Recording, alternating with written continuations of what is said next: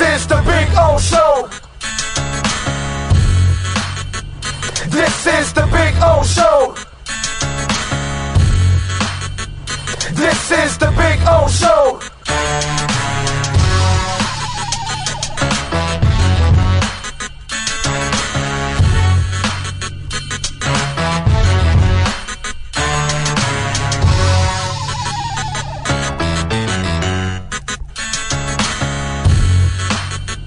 This is the Big O Show. This is the Big O Show.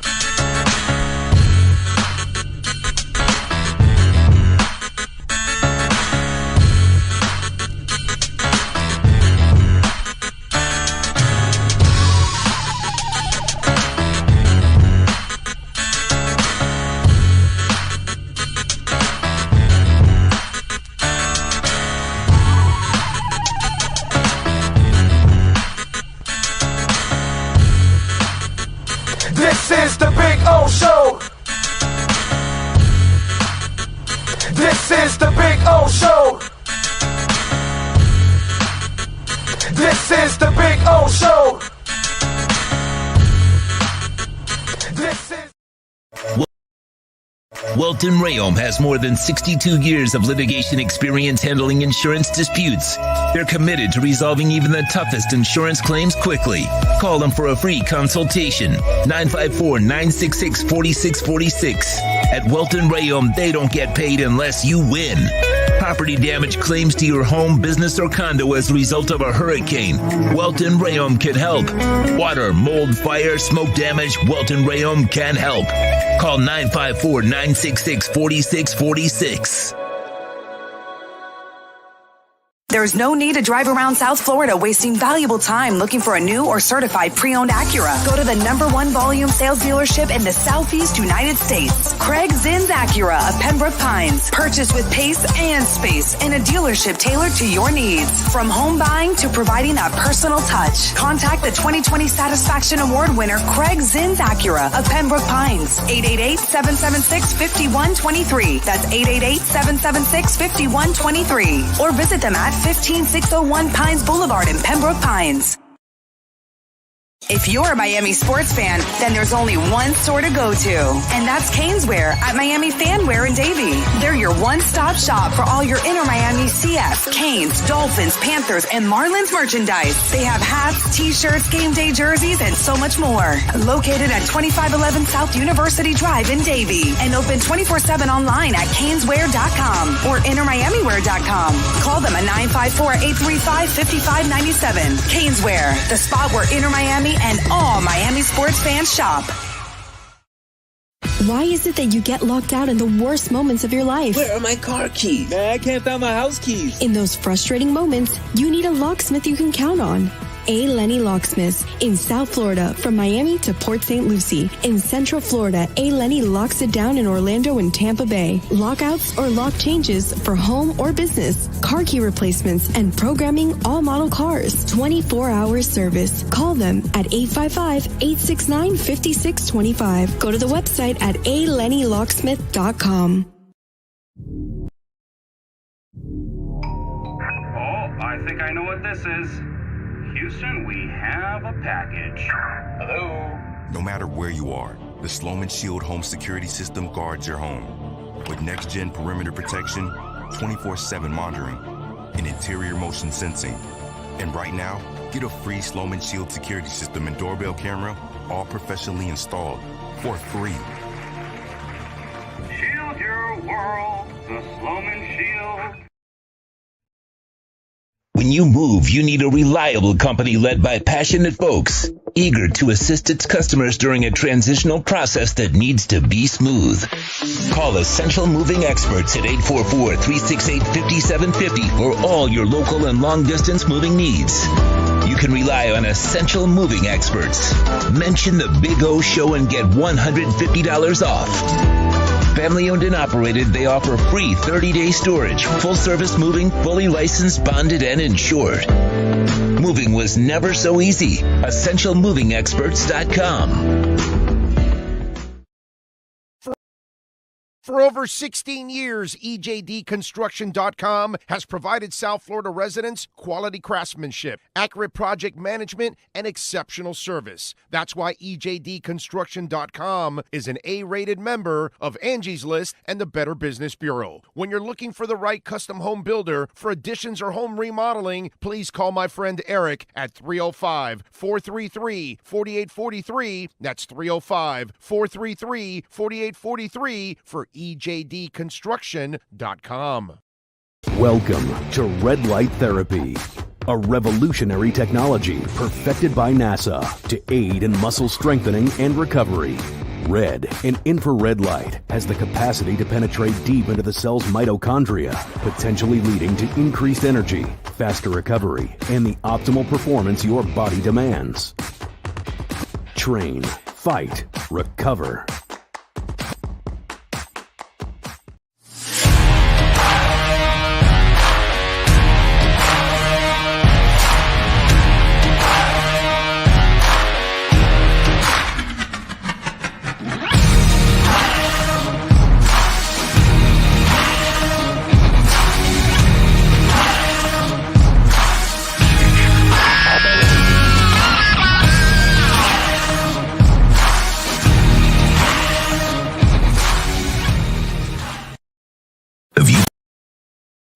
Statements or beliefs expressed on the following program by the host, guests, or callers are not necessarily the opinions of FantasyXS.com, Media Group Inc. ownership, management, sponsors, or website. When it comes to South Florida sports teams, very few in the media have witnessed, lived, and covered it like the Big O. Let's start the program dedicated to your favorite South Florida teams with a passion that's unmatched. The Big O Radio Show is on. Here's the Big O.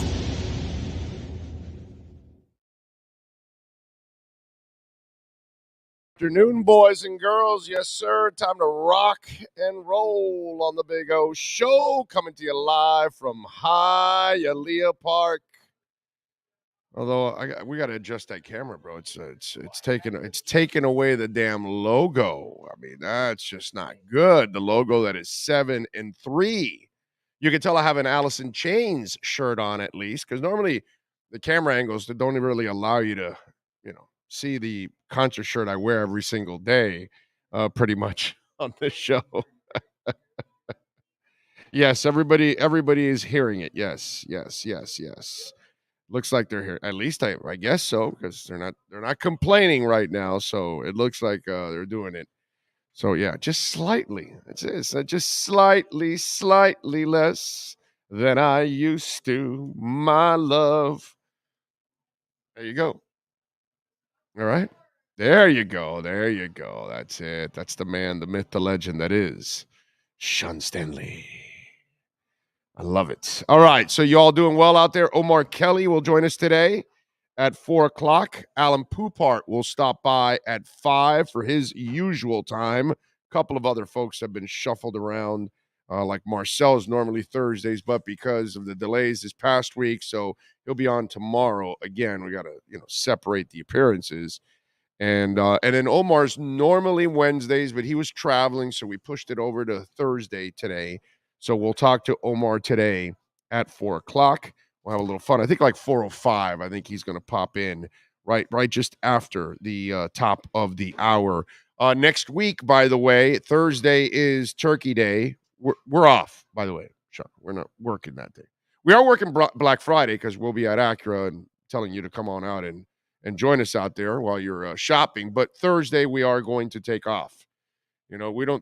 Sean and I don't take a lot of days off, but we're going to take off Turkey Day so we can chill out, relax, unless some Dolphin news breaks or something that I got to go on the air, and do a short thing for breaking news or something like that. And it won't be Sean. It'll just be me, doing it or something. Sean's going to enjoy his family on Turkey Day like everyone should be enjoying their family and the football and the food, of course, right? That's what I'm looking for. Oh, I can't wait to have some turkey, dude. That is awesome. I love freaking turkey, man, and especially how the old lady makes it. That her turkey isn't, dry. It's got a little juiciness to it. Yeah, we do a couple different ones. And a ham. Yeah. Yeah, with the gout, I just don't want to load up on too much on that stuff. I'm not. Yeah, you don't have that. I just got to worry about waking up the next morning. Thank the Lord. Yeah. Well, see, I've got that too. Go in a Also, food coma. Yes, I've got that too. About waking up the next day and the next day. Every time I wake up, I'm like, yeah, I got one more day. All right. No, but I mean just the food coma I'm going to be in after eating so much food because, there's 2 houses I go to. So I eat at one and then I do lunch at one and then dinner at the other. Yeah. So strong. Yes. Strong. We just stay home. And the old lady comes over. She does her cooking, all that good stuff. So I'm looking forward to it. Can't wait. A little boniato to go along with the turkey and the rice and the beans and everything else that comes with it. So there you go. Let's see, what else do we have? What do we have on the chat board? What's that? Morrissey is something else. He cancels more than millennials. Yeah, I know. You saw that the other day. He was in LA. I know what you're talking about. He was in LA. He did a half hour and then walked off stage. That's it. 30 minutes. And he walked off stage. And he told everybody, thank you for coming, this and that. And then after he posts on social media to thank everybody, he does not apologize for doing a 30-minute show.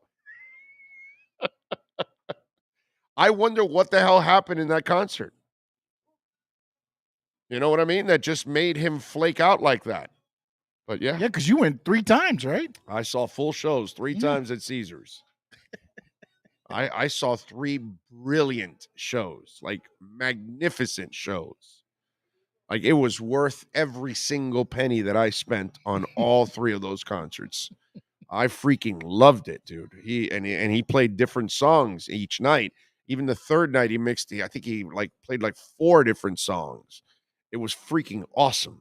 So I had a great time, but I feel for him because I remember New Order once. I went to go see them at the James L. Knight Center, and I paid back in those days. We're talking about late 80s, like 87, 88, something like that.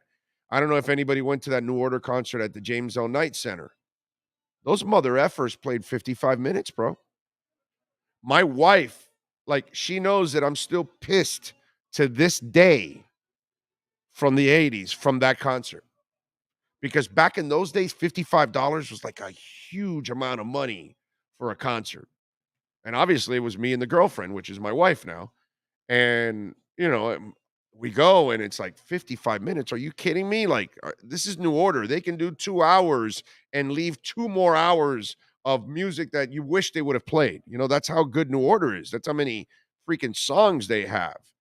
And man, I was so livid. I'm still pissed to this day that they did 55 minutes. So I can't imagine what those people who paid for Morrissey and then he only does 30 minutes. Yeah, that is just crazy. He went on to say that he read that he was cold. It was It was in the 50s outside. Yes, that's right. That was the other thing, that it was cold that night. Well, get a jacket, bro. Get a jacket. And you have stage lights and everything, which make it always warmer for you. I know he likes to take off his shirt at the end, which, by the way, Morrissey, you really shouldn't be taking off your shirt anymore. You don't have the body anymore to take off your shirt, dude. It's just that's like me taking off my shirt. Are you kidding me? I'm going to scare everybody. No, I don't want to do that. That's not good. But yeah. So yeah, I saw that about Morrissey. That was crazy, man. That was absolutely crazy. Steve Chapman is first in. Says enjoying the bye week and get back to winning next week. Damn straight. Brian Walters, as always. I hope the trade for the infield prospect from the Rays works out. He got 300 in the minors. I guess this is how the Marlins are trying to get better without having to go to free agent. Yeah, they don't have money, bro. They don't have money. That was my fear when they took over. I got into many arguments with different people about all this crap that, you got 14 different owners. It's not really just Sherman. It's a group with Sherman. He's just the main guy, but there's other people. And I don't like that. I like one man, one woman, or one family with all the cash. Brooklyn Rob says, good afternoon, Big O and Sean. Thanks for the cold wallet info. There you go. There you go. As I see billions move off of exchanges, I'm so proud of so many people out there for finally doing what I've been telling you to do for a while. Move your crap. Do not keep anything. Like one guy was asking me, do you still use crypto? I think it was Gus 1388. And I said, yeah, man, you can use Binance. You can use crypto.com. You can use OKCoin. You can use, I don't know what other, I only use like those three right there, but I don't keep my money there. I move it right away to a cold storage wallet. And that's it. And that's what I love about the Trezor and the Exodus. Because on Exodus, you can buy and you can stake. And it can be staked while it's inside your cold storage wallet. So you get the best of both worlds. So I'm still earning interest on my Algorand. I'm still earning interest on Cardano, on VeChain. Nothing on Bitcoin or Ethereum. They don't have all the coins, but they have some coins actually have interest bearing. Solana. Let me tell you something. Not a financial advisor, but I still think it's right around the $13 area. I think. I believe. Okay. I believe Solana is going to end up going down even more. And I've never been a big Sol fan because it's not decentralized. It's at 1410. I still think there's a heavy sell-off coming now in the next week. I think it can fall under $10. And let me tell you something. Taking a stab at buy some Solana and then let's sit on it, and it's going to go back up. The ecosystem it has is one of the biggest in all of crypto. It's got so much metaverse, so many NFTs involved, all of that stuff. It's crazy, man. So I just think it's one of those deals that eventually might be like a nice pump and dump when it's all said and done. Because Solana obviously was tied to FTX because FTX owned 10% of Solana. And that 10% eventually will need to be sold off in order to pay the creditors and the debt and all that goes on with that platform. So that Solana for sure will be sold. And then there's millions that's being unstaked right now over the last couple of days. And I would imagine that as the panic continues, people will sell because that's usually what happens. So Solana could be dipping even more. And if it goes under 10, I got to tell you, I may think of just investing a little bit in there just for the hell of it and watch it pump because it's going to pump. It'll get back to, a respectable number. It's got way too much money involved for it not to pump, but it's just going to it's going to suffer a setback because of FTX. They moved to Detroit finally. Oh, it's like shaped they shaped it like a buffalo, the snowstorm. That's funny. That's funny. See, they're shaping the storm like it's a bill. Okay. I don't know. Can they see it? You see it? There you go. So they may be moving it to Detroit. Yeah, that's why I thought you were showing me that they officially moved it to Detroit. There was somebody that was on there. It's like they're going to move the Bills game to Hard Rock Stadium, but put the Bills on the visitor side. Well, listen, and speaking of Gus 1388, he just sent me a tweet from Warren Sharp. And he says, imagine spending $1.5 billion on a new stadium without a roof, where 800,000 of it is being spent by the public, and you're moving games because of snowstorms. And that, you know what? He's right about that. You should have the roof until the game starts. Then you open up the roof and take advantage. But that way you save all that snow from going in the stadium, and then now you got to hire all these people to shovel out the snow. You know what I mean? Or you got to have also volunteers, right? People got to go out there and volunteer and all that. So that makes a lot of sense. Build the dome. And plus, not everything is about football. You close it so you can have concerts in the winter. You close it so you can have whatever you want to have, dude. A giant gun show out there in Western New York. I don't care. Whatever the hell you want to have. Ice fishing, equipment. Whatever the hell goes on in Western New York. I have no idea. Waterfall boats. I don't know. Whatever they do over there. You know what I'm saying? So, yeah, it makes a lot of sense that if you're going to spend that money, just put the roof, dude. Just in case for these kind of moments. So that way there's no snow falling in. And then when the game starts or about to start, you open up the roof and then you let the elements in. and you then play the game with the elements. And that, since you're used to it and you're practicing and all that, but at least you save your game, you know? And if the snow gets out of control, you then close the roof. Wow, what a concept. Nice job by Warren Sharp. That's actually a very, very good point. What else do we have? Brian Ratke says, Big O, damn, this year's fun. Well, we deserve it, dude. We've gone through a lot of crap for decades. Big O, the Heat really shot themselves in the foot yesterday with that embarrassing loss to the Raptors. Not taking anything away from the Raptors. They took full advantage of our mindless mistakes. Yeah, no Bam, no Tyler also.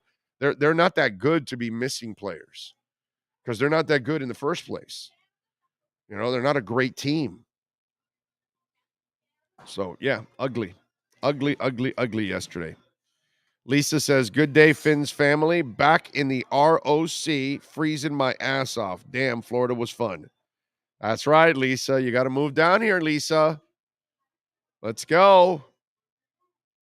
She's probably waiting for, she's like a lot of people, working a government job, waiting for the pension. Then I can move. You know what I mean? Because that's what happens to a lot of people up north. They got to wait till they're, it's like a jail sentence. You know? It's really like a jail sentence. I got to wait. I got to get my years, you know, like that's what my wife is doing. If she was in New York and we would want to move down here, we would have to wait to her, like, I think her 33rd year, I believe. I believe she's completing her 30th this year. I believe. Yeah, I believe this is her 30th. So she has 3 more to, you know, retire. And normally it would be 30, but I think there's some thing about your pension or whatever and all that. And by the way, thank you all for voting yes on proposal 210, which obviously, you know, gives our teachers a bonus that they deserve in a big time way. So nice job by you all. Nizzle is in the house. Chase won. How many band shirts do you have? Oh God, Chase. I don't know, dude. 800, 700. Something like easily, like I have easily that many concert shirts. Now, they're not all different bands because I probably have like, you know, 40 shirts alone that are U2 shirts and like 50 shirts alone that are Iron Maiden. You know what I mean? So there are some, like my favorite bands that I love a lot. I don't buy one every tour I go of all the bands. But like Iron Maiden, I will buy every tour and I will buy like 3 or 4 of them. I'm not shitting you. Seriously. I buy a crap. I always buy, when I go to the Iron Maiden U2 concerts, the Fix doesn't have that many shirts, so I only get one every tour that they go to. But the other ones I buy, not only do I buy all like 3 or 4 inside the damn building, I always get the fake one on the outside that the bootleggers are selling. Always. What the hell? Plus, hey, man, spread the love. Everybody's working. Everybody's got to survive. Don't give all the money inside. Give it to the poor guy that's outside selling illegal shirts. Anyway, Anthony Campbell says, Big O one day got to show us the Dolphin hat collection. See the 93 Cowboys versus Dolphins game this week. How crazy of a year ago. Dolphins beat the Ravens and on a win streak. Also, my best friend's wedding. Nice. Gus 1388 is in. Big O was looking to buy those tickets to Buffalo's abort mission. So much snow. Yeah. Richard Leonard in. David Triana in. Mr. Madriz says, with the Dolphins on a bye week, I'm just glad the World Cup starts on Sunday. I know, right? Huh? Is that amazing? I'm sure we'll be talking more World Cup next week now that it starts. Lofi is in. Genesis can be added to the probable next crypto casualty. Yes. They say Genesis is pretty much done. Yeah, you are correct. You are correct. I would trust right now to buy and move. Don't keep anything on there. Even Binance. Binance is a monster. Buy it, move it. Crypto.com, I don't believe has any issues. Buy it, move it. OKCoin is solid. Buy it, move it. Those I know you can use and just, but again, check it. Somebody was asking me, how do you know if it has a bridge? When you go in to buy the coin, there has to be a withdrawal and a deposit. So the deposit is if you want to move from one exchange, Let's say you have Bitcoin at OKCoin and you want to move it into crypto.com. You look into the deposit link, and that's what you use at OKCoin. You paste it there to send it there. Well, you've got to have a withdrawal also from there. Yeah, they're all going to accept it. They all want you to put it in their system and put it in their exchange, but can you move it out? And that's one of the things I love about OKCoin is that every coin they have, they put up, they put a bridge out for it. So it's cool. So you're able to buy it and move it right away. Kadena, that place in Crow is where I get my Kadena. But if you have Kadena like I do, remember Cadix has a wallet that you can hold your Kadena and you have your 12 words and all that. So make sure if you're in a Kadena like I am, the Cadix wallet can move it. Okay. John Yang is in. Sebastian Alvarez says, hope you and Sean are having a blessed day. Do you think the Finns may have had a little addition by subtraction with Ogba out the second half of the game? We got a lot of pressure. Well, he hasn't played well. Listen, man, we love what Emmanuel Ogba did the first 2 years. He has been a disappointment this year. He got his money and not the same dude. I can't argue with you on that. And it did look good. And Chubb looked like he really looked comfortable this past week. And I'm glad he gets a week off because that whole Europe thing, then he came to play right away with the Dolphins, and then he played again. And this is good for him also to get those 2 weeks. By the way, did Denver already have their bye week? Can you check? Does Bradley Chubb get 2 bye weeks in a year? Is the question I have. Because I don't know when Denver had their bye week. I mean, it's not like I'm tracking every team's bye week, if it's happened or it hasn't happened or anything. But we're already in like week 11, so we're running out of bye weeks. We're almost at a point where nobody's, what do we have? Another week or 2 left maybe for bye weeks? Not a lot left.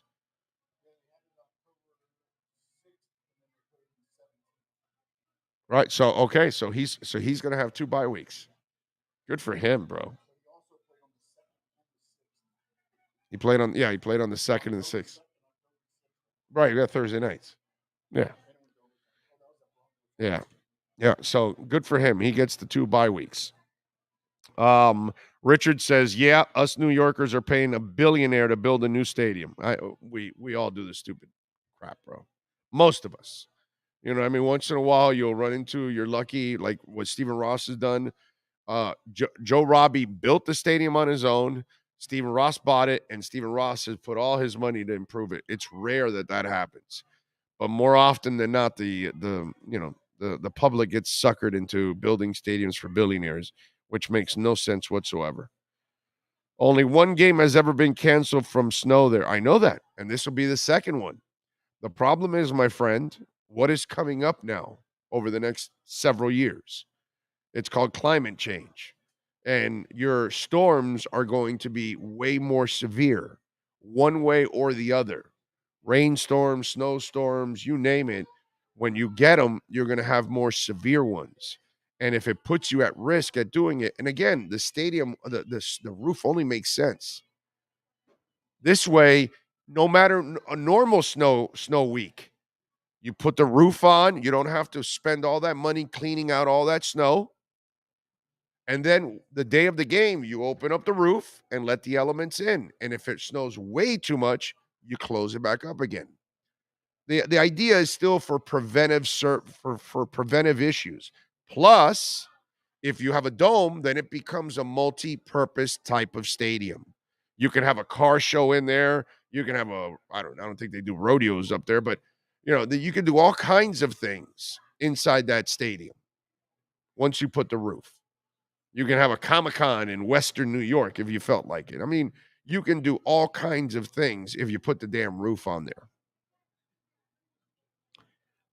Let's see. Ever thought about what blockchain is? It's a ledger system, info stored, info recalled, and can't be altered. A metaverse can't operate on a blockchain. No, it cannot. It's going to be on Web3. Obviously, is what your metaverses are going to be. But what it is an element of the blockchain, just like Web3 is. So it is an element of it, but it's not exactly what you're saying, Lofi. You are correct. The governor's husband runs the concessions company. Imagine that. Yeah. The Bills like playing in the elements, but this storm is too much. Right, exactly. Well, it gets too much when you're going to put people at risk, human beings and the players. Okay? So, fans and players can't be at risk. Let's see. Do you put Austin Jackson back? Of course not, Lewis. Sebastian says, Big O, you and Sean are having a blessed day. Do you think the Finns may have had... Oh, okay, I read that one already. Did you get... Oh, I haven't even looked at any of the Cash Apps or Venmo. Thank you. Cash App or Venmo, Cash Big O Show. That is Cash Big O Show. Yes, sir. Barry Jackson sent out Dolphins' next 2 games likely to go to fairly limited audiences. Of course, they're playing the Texans. They're getting CBS's number 6 team, which I don't know. Is it Deeds and Feely or Dedes and Feely? 4 days after Thanksgiving. BB, you mean? No, Dedes. Deeds. Oh, okay. And Feely. Oh, Dedes. Is it Dedes? Dedes, whatever. What was it? Spiro Dedes. Okay, so they're getting that team for CBS 4 days after Thanksgiving, and then the Dolphins 49ers on December 4th was previously cross-flexed to Fox at 4:05, and CBS has a doubleheader and will send KC Cincinnati to most at 4:25. Okay. All right. There you go. And by the way, thank you, Giovanni, for the Cash App. Appreciate you. He says for live reactions. There you go. Thank you, Giovanni. Appreciate you, my man. Very nice of you. Remember, you can always make a donation through Cash App or Venmo at Cash Big O Show. That is Cash Big O Show on Cash App or Venmo. Make sure you and we get the whole donation there. Whereas we don't mind the super chats, but YouTube takes 30%. That's why we mention it. Let's see, what else do we have? Binance has been under investigation for money laundering, Cayman Islands. Hint, hint, probably so. I think Lofi, that kind of stuff can happen in any walk. The beauty of the blockchain is you can track all of that. And that's where all this whole thing is going to change, and that's where there's a lot of misinformation. There's a hacker that got into the FTX, and he converted a lot of the FTX coin to Ethereum, and he put it on a wallet, and everybody knows exactly where the wallet is because it's open source, so everybody knows, and so now the authorities know. How's he going to cash in that? It's like those people that had all that Bitcoin that just got busted, that they stole millions in Bitcoin, 5-8 years ago, and it's now worth billions. And they were trying to cash in and they couldn't. They could never move the money. And when they tried, they finally got busted and they retrieved all the money. Hell, the U.S. government is one of the bigger holders of Bitcoin because of all the money they've seized. Eventually, they're going to love this because you cannot hide the money. Criminals will not enjoy the blockchain. They're not going to be able to get away with things. Everything can be traced. Yeah. So that's the misconception about, criminal activity. Actually, criminal activity is way easier with money. With crypto, it's incredibly hard. Gary says Dolphins have to root for Green Bay to beat the Titans tonight, looking for the number 1 seed. Oh, God, are you worried about the Titans? I'm not worried about the Titans, bro. I worry about Kansas City, my man. I worry about Buffalo. Those are the teams. I'm not worried about the Titans. Please, bro. Please. Don't make me laugh, Gary. That's funny, by the way. Really funny that you would fear Ryan Tannehill. Seriously. Let's see. Big O, since it's almost Thanksgiving, which is your favorite Dolphin Thanksgiving game? Oh, you got to go with the Buffalo game. I mean the Cowboys game. That's it. Would you rather have this roster with Flo or last year's roster with what kind of a stupid ass question is that, Pingaling? First of all, your name is Pingaling on the chat board. And 2, like, are you stoned? Are you high? I'm just wondering. Like, what moronic Dolphin fan in this planet would want Brian Flores' stupid ass back here? Think about this. This is a team you can't have with Brian Flores. You dingaling.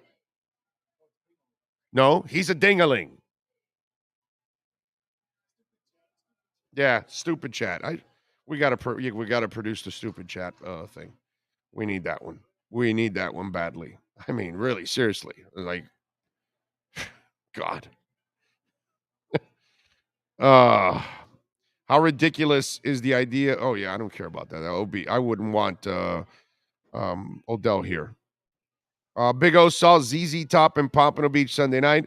Played all the greatest hits. Billy still rocks. Yeah, man. It sucks that Dusty Hill passed away. It's just him and Frank Beard, and now you Dusty Hill does what's it called? I've been up, I've been down, Dallas, Texas, all around. I ain't asking for much, right? I think Dusty does that song, doesn't he? So I think he does sing a couple of songs. So sad, man. Sad. I'm glad I've seen, ZZ Top 100 times. So I'm good. Not I'm joking. I'm like exaggerating, but easily 15 times over the years. I've seen ZZ Top. The original lineup. I have yet to see them without Dusty Hill. I haven't seen them with the you I don't know. Did the guy whip out the bass with like 87 strings? Because apparently the new bassist has got this bass that a fan made for him. That's got all these strings. I don't know how many it is, but apparently, yeah, he whips it out in concert, and the bass too.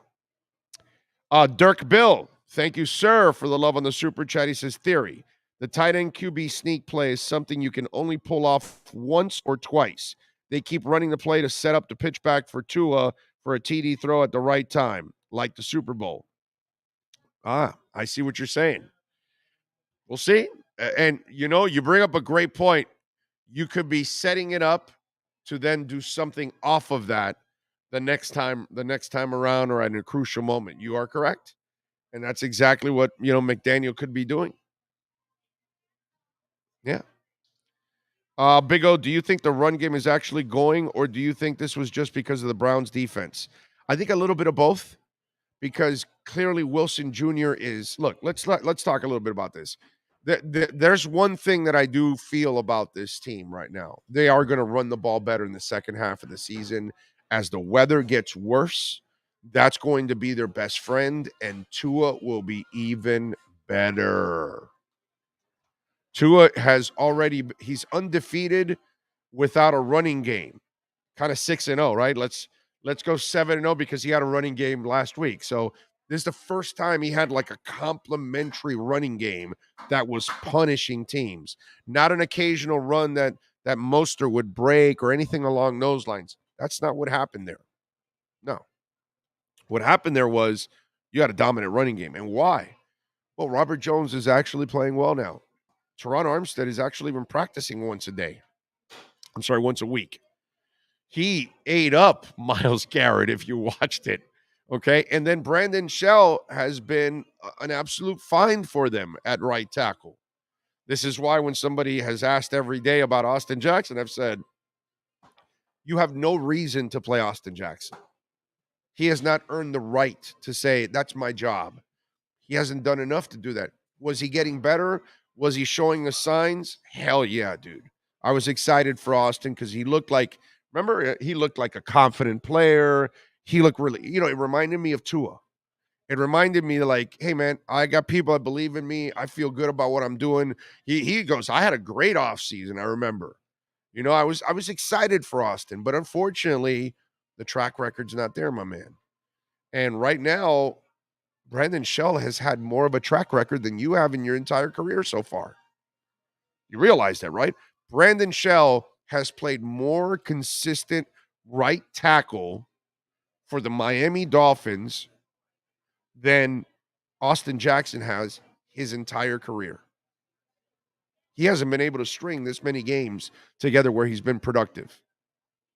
Why? Because he got injured early this season, in the first game, and he never was able to build a track record.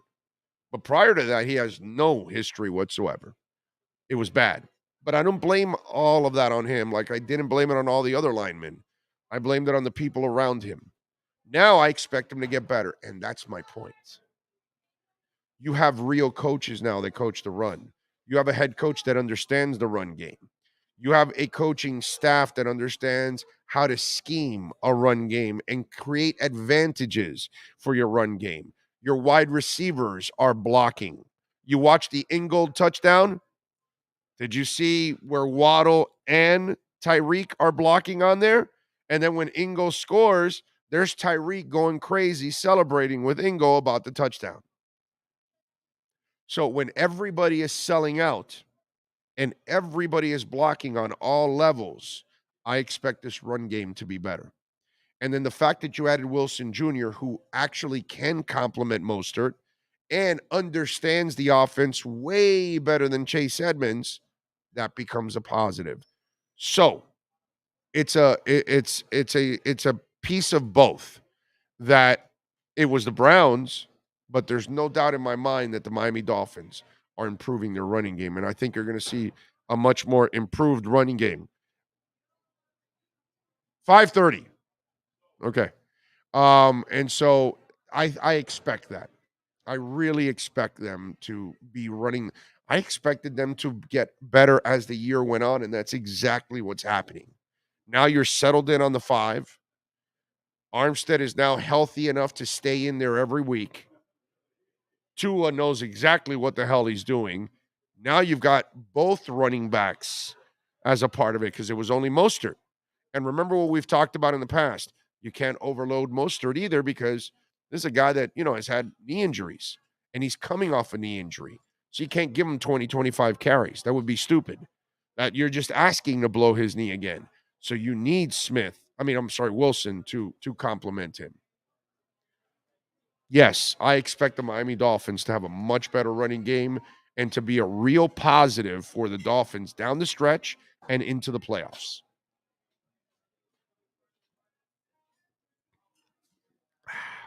Speaking of playoffs, I forgot to get our car. I got our car yesterday. Brother. Yeah, that would suck. I got us a Camry. It's already at $70 a day. The cheapest, like $68.70. I think people are realizing what the week is. That's why now it's Super Bowl week. Yeah. Before it didn't probably. Now they're like, wait, what's going on? Why is everybody calling you for this? Yeah. So the Camry, what I drive every day, is what we're gonna end up renting over there at. But that's a good car, man. I love the Camry. It does an excellent job, dude. Fantastic. Yes. So what else do we have here? Marcel Temple, thank you for the love on the super chat. He says, I know these haters are mad, Big O, Tua MVP. Well, it's not, I don't think they're mad. I just think they are frustrated that they were that off. Have you ever seen Kiss with makeup? Yeah, all the time. Seen him 100. I think you mean without makeup. I saw the Lick It Up tour, if that's what you're asking. Okay? So the Lick It Up tour was without makeup. Hey, have you heard the news? ESPN reports that Republicans to end House review of Washington Commanders in 23. Oh, what do you expect, bro? Political. That's all. Covering for somebody else's ass. That's kind of the way he probably donated heavily to that party. It's kind of the way it's played, man. Democrats or Republicans, they're going to try to twist anything to protect themselves. Who knows? If Greer found a starting right tackle off the street, then he deserves Executive of the Year for that alone. People pick tackles who cannot play in the first round all the time, and he got one for nothing. Well, let's be fair. It makes up for the one you drafted. Robert Jones makes up for the one you drafted. See what I'm saying? And that's Noah. Oh, okay. He sucks. Okay, well, you got Nick Needham, you got Trill Williams, and you got Kader Kohu.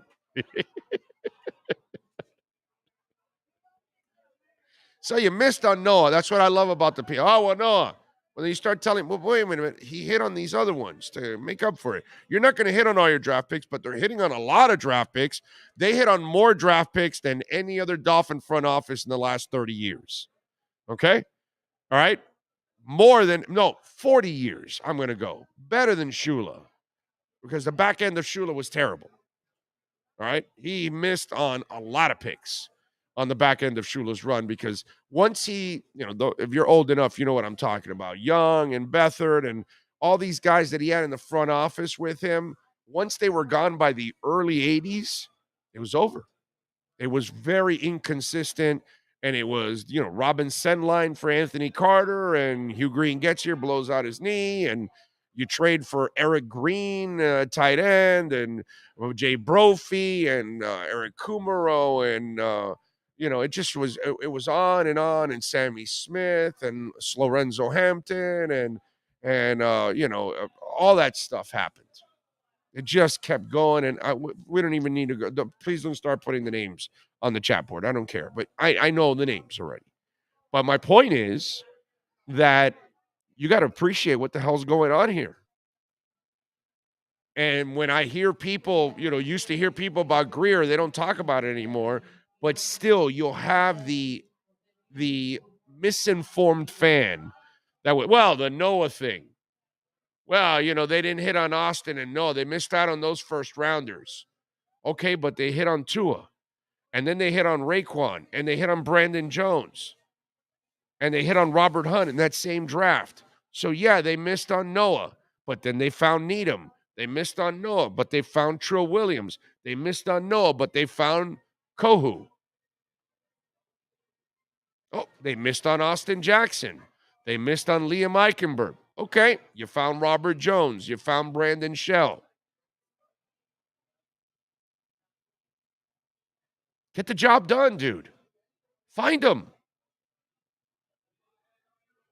That's what it's all about. Sealer, you found him. Dude's a baller. It's the most ridiculous thing. You know how many people look like idiots picking on Greer? And you see what's going on. And let me tell you something. The worst part about it, and Dingaling probably wouldn't be able to figure this out, is that Flo is the reason why they didn't advance farther in the first 2 years. Well, the first year was a complete teardown. The second year. Why? Because he didn't allow moves. He cock-blocked all kinds of stuff. He would have never allowed a lot of the stuff that went on this year. But these guys had to fast-track it so they can find out about Tua and everybody else. Even if they believe in Tua, even if my dumb ass believes in Tua, I still have to see it. You have to see it. They have to see it before they actually pay the guy. You can't keep having Flo bury the kid every year and then after year 4 say, well, he hasn't shown us anything, but we're going to pay him anyways because Flo's the problem. You have to prove to everybody that Flo's the problem, and you did that. I mean, there is nobody in the NFL that looks more dumb right now than Brian Flores. Brian Flores is the SBF of football. SBF is Sam Bankman-Fried in crypto. He's like the Enron of crypto. Well, Brian Flores is the FTX of the NFL and of the Miami Dolphins. The guy's a freaking scam, a disaster. Look at Tua, dude. He's the best QB in the NFL right now, statistically. Make sure I mention that just in case. Well, come on, Mahomes and Josh Allen and Aaron Rodgers, they've all done more. We know that. I get it. But statistically, right now, Brian Flores cock-blocked the number 1 quarterback in the NFL. I would imagine that when he walks around the building in Pittsburgh, they're now going, did we really hire the right guy? You see what's going on in Miami? Wait a minute. Didn't they beat us?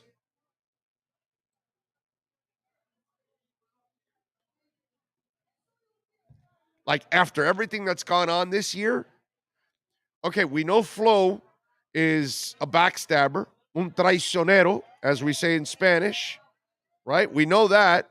We know he's incompetent as hell when it comes to offense. His dumbass wouldn't even know the difference between a running back or a wide receiver, and he doesn't even know what a quarterback looks like because obviously Jabroni's his kind of guy.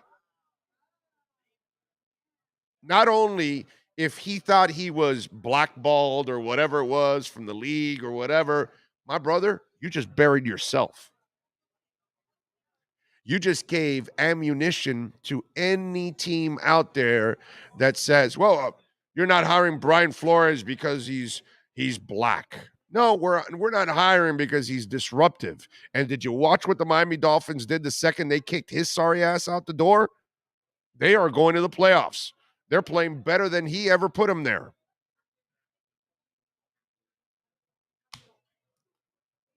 So Chris Greer is being able to do what he wants now because he doesn't have a coach getting in his way.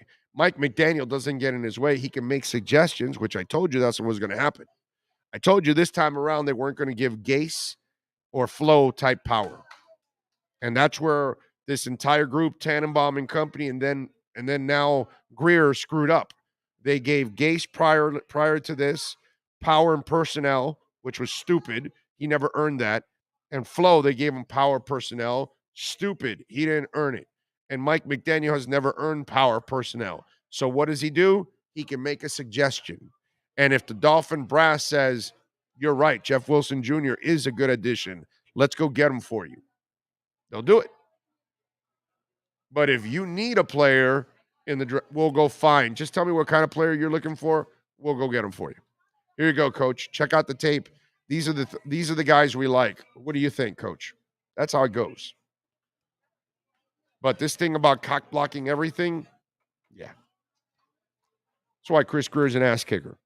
Chris Greer, Marvin Allen, Reggie McKenzie, one of the three best front offices in the NFL. Period. End of story. Let's see. What else do we have? If the Dolphins can keep their running game going, the offense will be unstoppable. I agree. You give Tua a running game, oh my God. Oh my God. Big O, good afternoon. What type of player do you think Cater will develop into? He reminds me, honestly, of our man, Brandon Jones, although Jones is currently far superior blitzer. But no, I love that comparison. Tough, physical. I think he'll become a blitzer too, eventually, because he is tough. He does not shy away from tackling. Love it, man. And when I saw him go up in the air with Mark Andrews in the Baltimore game and deflect that ball, I was like, okay, this kid's just all about the big moments. This is not big for him. I love what I see from Cater Kohu, and I love your comparison of Brandon Jones. I really do, except obviously in the corner slot. So let's see. Let me go look. Let me think about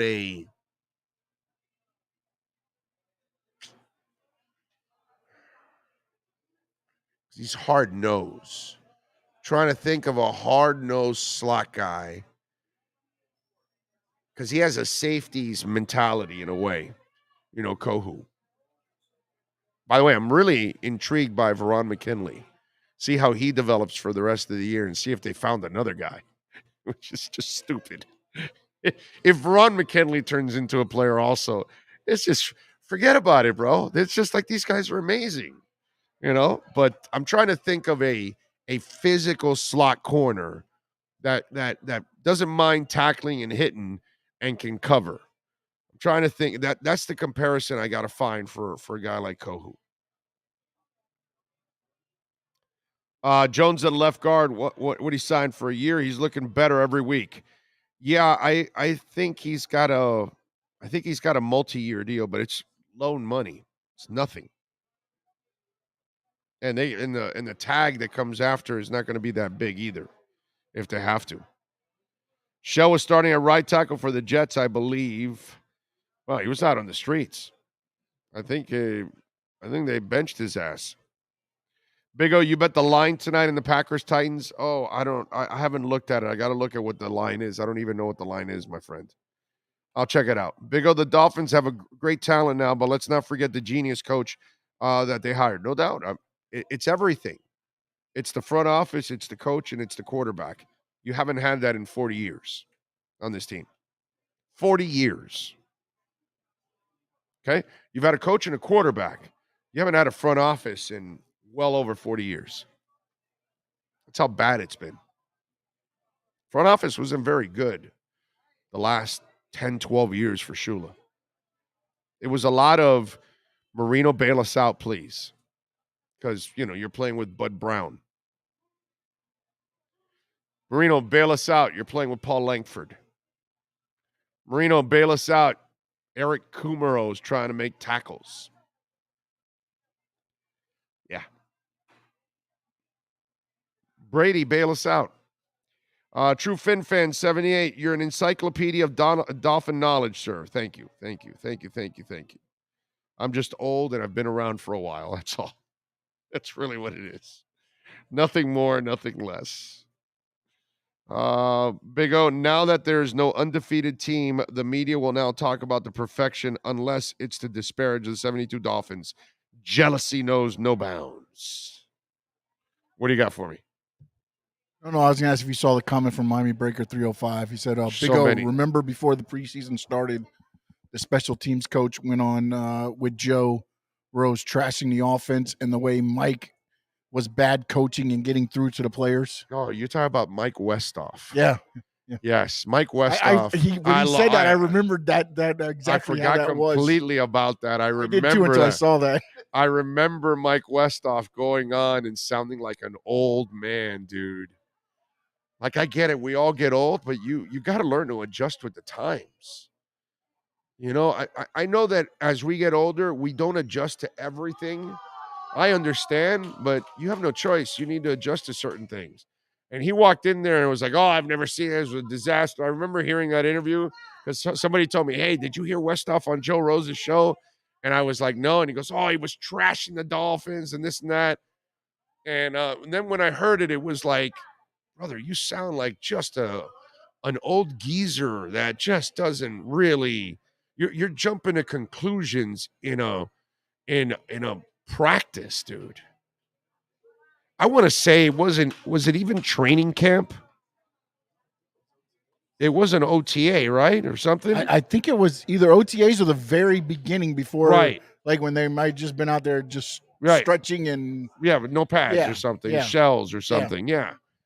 It was early in the process. I remember that. And I'm like, because he was talking about how relaxed everything was instead of being rah and all that, And again, catch up with the times, my brother. You can't act like a king-size prick every single day in your work. People they're not going to gravitate to that. Okay? That's a turnoff to people. By the way, look at what young people did in this election. Yeah. They saw all the turmoil on one side and all that red wave that they were talking about never happened because you turned off young people with the whole abortion thing and then all the fighting. That's why I think the Republicans are finally going to get smart and they'll get behind DeSantis and then they'll have a hell of a shot. They get behind Trump, they'll lose like a dog because people are tired of that. The Trumpies aren't, but they're the minority. They're just loud. That's why they keep losing by bigger and bigger margins every single time. They don't get it, but whatever. People don't want to be like that anymore. Kids can't grow up with your parents and my parents anymore. We can't be the parents that were our parents. We go to jail. We lose our kids. The tough love doesn't exist anymore. There are very few kids, like Tua's one. Tua's one of the few that can handle tough love. Yeah. Yeah, but also I think it goes more with Mike McDaniel being true to who he is. Right. He hasn't changed. It's not. I think if he would have came in and he was tough and he's producing fake. Too. Oh, okay. No, but I'm saying, but if he was tough and he was, again, we go back to what you've been saying a lot too. As long as a coach can go out there and show you that they can, help you win, help you get better incentives and everything else, they're going to be fine. And now this works because, again, they are seeing it's who he is every time. He doesn't come in and it's not, I'm sure he's gotten into their ass more than one time. Oh, for sure. But again, he stays true to who he is. They see it and they bought into that. Yeah. That's what I believe with most of the great coaches. Look, Bill Belichick's is a bastard, but look how many people bought into that to make the Patriots what they are. Right. Last year, hey, we're only going to pass the ball 6 times. We're going to run it 80 times, and we're going to pound the crap out of this team 9-3, and it works. And so then what are you going to do as a player? You did exactly what he told you to do, and you won. And that's usually buying in. That's all it takes. But this whole Westhoff's just sounded like this old curmudgeon dude. And I get it. I'm old too, man. I'm in my 50s. So there are things that I don't agree with in today's world. I get it, but you have to be a little different, unfortunately. Things have changed. Westhoff was a good special teams coach, but wrong in his opinion. Yeah, no, he was a great he's a Hall of Fame special teams coach. I don't know if they'll put him in the Hall of Fame, but I would put Mike Westhoff first ballot Hall of Fame special teams coach. Are you listening to me? First ballot Hall of Fame special teams coach. I don't know if they do that stuff. I don't know if that's common. I don't know how many assistants make it, but I would put Westhoff in the Hall of Fame. One of the best special teams coaches I have ever seen in my life. But our days come to an end. Things change. Eventually I'll be too old to listen to. It might happen in a year. It might happen in 5. It might happen in 10. But at one point or another, my time's going to come. Okay? That's just the way it is. And things evolve. And maybe I don't change with the things. I really try to change with everything, but you never know. But if you're not willing to change, and you're going to overreact. By the way, Knight says it was OTAs. It's like ridiculous. And what's he saying now? Has Joe brought him back? Yeah, it would be good if they bring him back. So, hey, you were complaining like a little bitch in the preseason. The offseason. What do you think now? How wrong are you now?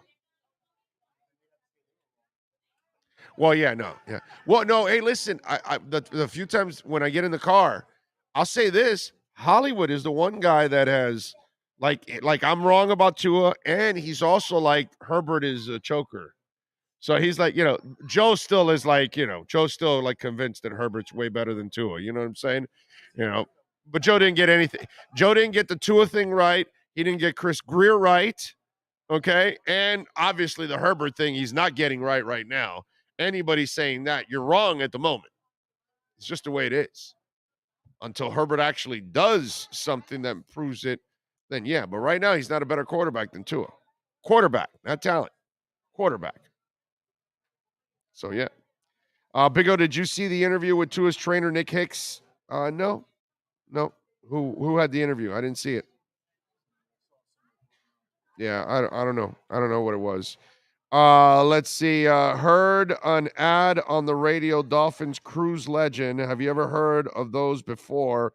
Or the first? No, never heard of it. But if you're Mickey Arison, why wouldn't you be doing a Heat Legends cruise, a Dolphins Legends cruise, and a Canes Legends cruise?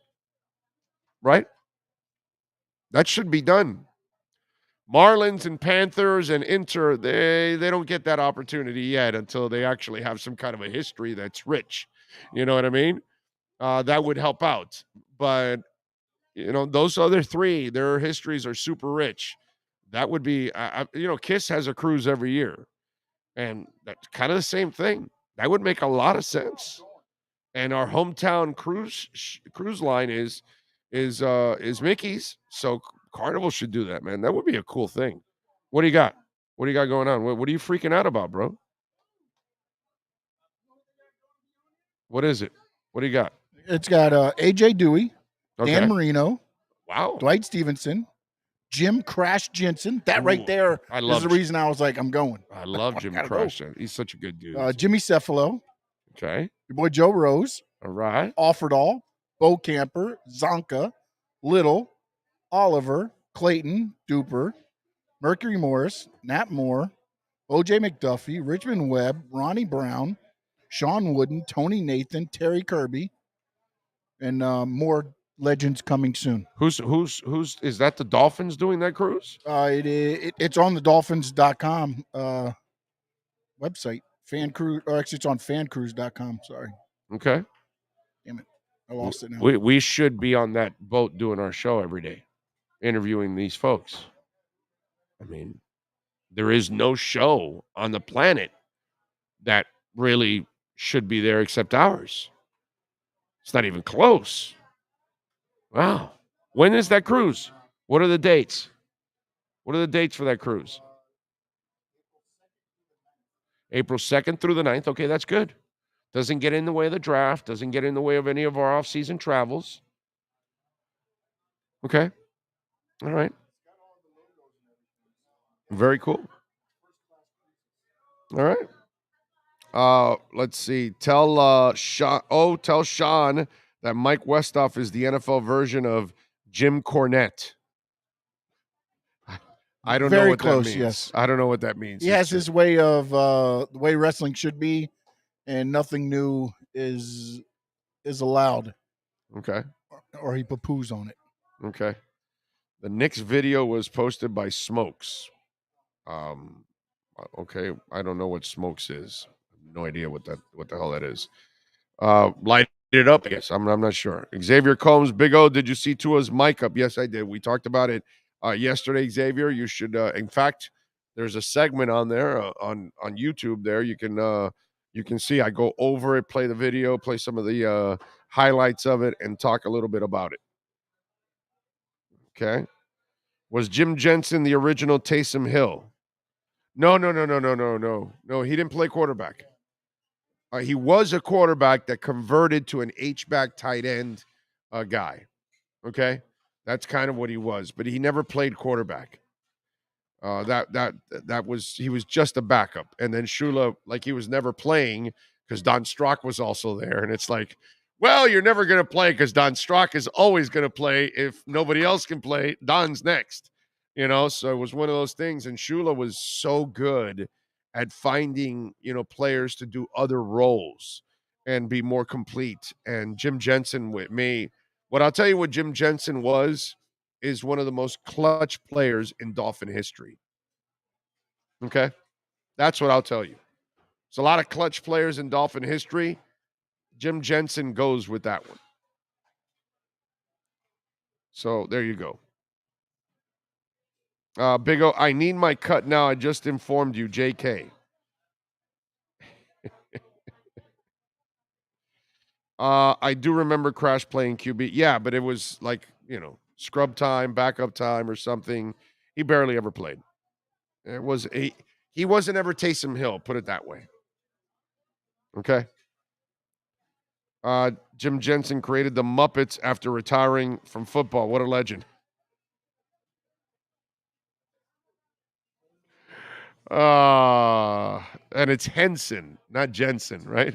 It is Henson, isn't it? Yeah, it's Henson, but it's all right. Why not? What the hell? Big O, is it a coincidence the Dolphins got good at football when Omar stopped covering the team? Oh, yeah, there's no doubt about it. In fact, let's do this. Let's take a quick break. Omar Kelly's going to join us next. We will start off that interview with that exact question. Are the Dolphins better because Omar Kelly isn't bothering them every day in the locker rooms? That's a good point on your part. Hour number 2 from beautiful Hialeah Park is next. Welton Rayom has more than 62 years of litigation experience handling insurance disputes. They're committed to resolving even the toughest insurance claims quickly. Call them for a free consultation. 954-966-4646. At Welton Rayom, they don't get paid unless you win. Property damage claims to your home, business, or condo as a result of a hurricane. Welton Rayom can help. Water, mold, fire, smoke damage, Welton Rayom can help. Call 954-966-4646.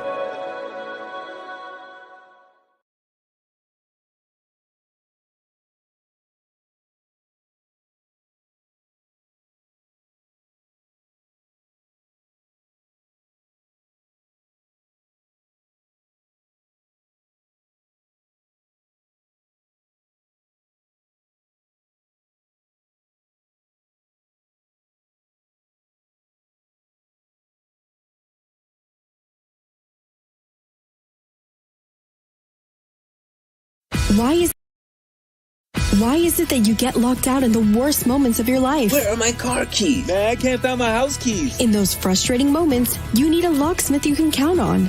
A. Lenny Locksmiths in South Florida, from Miami to Port St. Lucie. In Central Florida, A. Lenny locks it down in Orlando and Tampa Bay. Lockouts or lock changes for home or business, car key replacements, and programming all model cars. 24-hour service. Call them at 855-869-5625. Go to the website at alennylocksmith.com.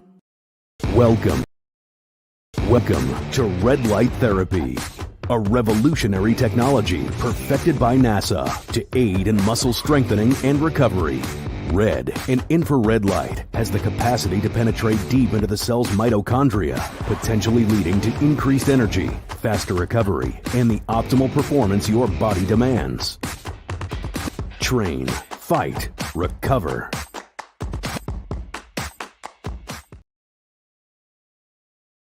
When you move, you need a reliable company led by passionate folks, eager to assist its customers during a transitional process that needs to be smooth. Call Essential Moving Experts at 844-368-5750 for all your local and long-distance moving needs. You can rely on Essential Moving Experts. Mention the Big O Show and get $150 off. Family owned and operated, they offer free 30-day storage, full-service moving, fully licensed, bonded, and insured. Moving was never so easy. EssentialMovingExperts.com. The viewpoint, statements, or beliefs expressed on the following program by the host, guests, or callers are not necessarily the opinions of FantasyAccess.com, Media Group, Inc., ownership, management, sponsors, or website. Time to talk Aqua and Orange, Miami Dolphins fans. It's the Essential Moving Experts Miami Dolphins Exchange with Omar Kelly. When you're looking to move your home or business anywhere in the U.S. from coast to coast, call Essential Moving Experts at 305-602-8369. Flat rates and no surprise charges. EssentialMovingExperts.com. 305-602-8369. Let's talk Dolphins football. Here's Omar Kelly. All righty, there he is, ready to go. How you feeling, O? Feeling good? I'm good, man. How you been? Very good, very good. The listeners want to know something. What do the listeners want to know? They want to know, are the Dolphins winning because you're no longer bothering them every day in the locker rooms? Absolutely. My presence is the magic elixir that makes the Dolphins a winning organization for the first time in 20 years, with two exceptions. It was me. Without you is the elixir. They're better without me, just like every woman in my life. Better without me. I am that toxic ex that just drains every bit of happiness out of your life. And that's what I did for Dolphins fans for 15 years. Canes too. Blame me for their demise as well. Well, they still suck, so it doesn't matter. You covered them when they were mediocre. I covered them when they were good, and then I left. Yeah. Oh, there you go. So that was see, you got to go back on the Canes beat. That's what it is, bro. Nah. That's it. You're the lucky one for the Canes. Oh, I highly doubt that, considering how bad things have gone this year. Goodness gracious. I couldn't even dream of how horrible and tragic the season would be for the Canes. Yeah, it's bad. It's bad, bro. It's bad. It's ugly. Mario's got a lot of work ahead of him. Hopefully he'll get it done here. You know, somebody was asking me about the running game, and we've talked about this in the offseason, that you were expecting the running game to kind of improve in the second half, and maybe it would have never happened, by the way, if you would have kept Chase Edmonds. But the fact that now you have Wilson Jr., who is a perfect complement to Mostert, yeah, and Robert Jones is playing better, I think, than Liam Eichenberg at left guard.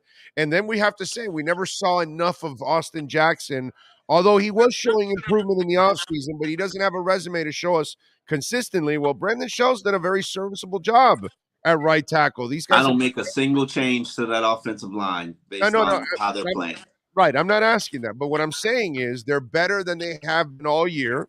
They now have two backs that truly complement themselves. What you saw last week against the Browns, was it real or was it Memorex? It was a mirage. I would be a homer if I told you what they were able to do against the Browns can be replicated in the second half of the season consistently. That was just fantasy land, fantasy numbers, holes that were, the size of chasms. Okay, but you don't expect them to be better the second half than they were the first. Oh yeah, but I expect the entire offense to be better the second half. Well, Think about it. But the passing game was already great. You had running. Yeah, but I think he's ready to go to the next level. There is a comfort that you get when you're in an offense and you've seen. I always said this, and I know I've said this to you. When every defense can throw what they're going to throw at Tua, and he's seen it before, and he knows how to adjust and react to it, that's when he's going to take off. Yep. That's when he's really going to, really show you what he has. The things about Tua that's always stood out is accuracy, pocket presence, and the it factor in terms of the ability to make those big clutch throws. Like, we've seen a little bit of it, but we haven't seen it yes, he's been amazing for the last 3 weeks, been stellar for most of this season. But if you asked him, I think he'd probably tell you, I'm just getting comfortable in this offense and in what what the defenses are doing to me and what I'm seeing. It doesn't happen overnight. Remember, Patrick Mahomes admitted he won a championship without knowing how to read defenses. Like that, that's the reality of it. It doesn't happen overnight. And while fans think it does, that's just not reality. And I think Tua, I've always said, the second half of this season is when this offense would get themselves into a groove. And I still believe that. But, obviously Teron Armstead's presence is a major key factor towards that. And the continued growth and development of the offensive line. Anybody who's following me knows it starts with the trenches. And if the trenches are good, you're going to give yourself a chance. Yeah, no, I'm with you there. You said it all throughout the offseason before you left us, that you expected the running game to get better in the second half of the season, which makes a lot of sense.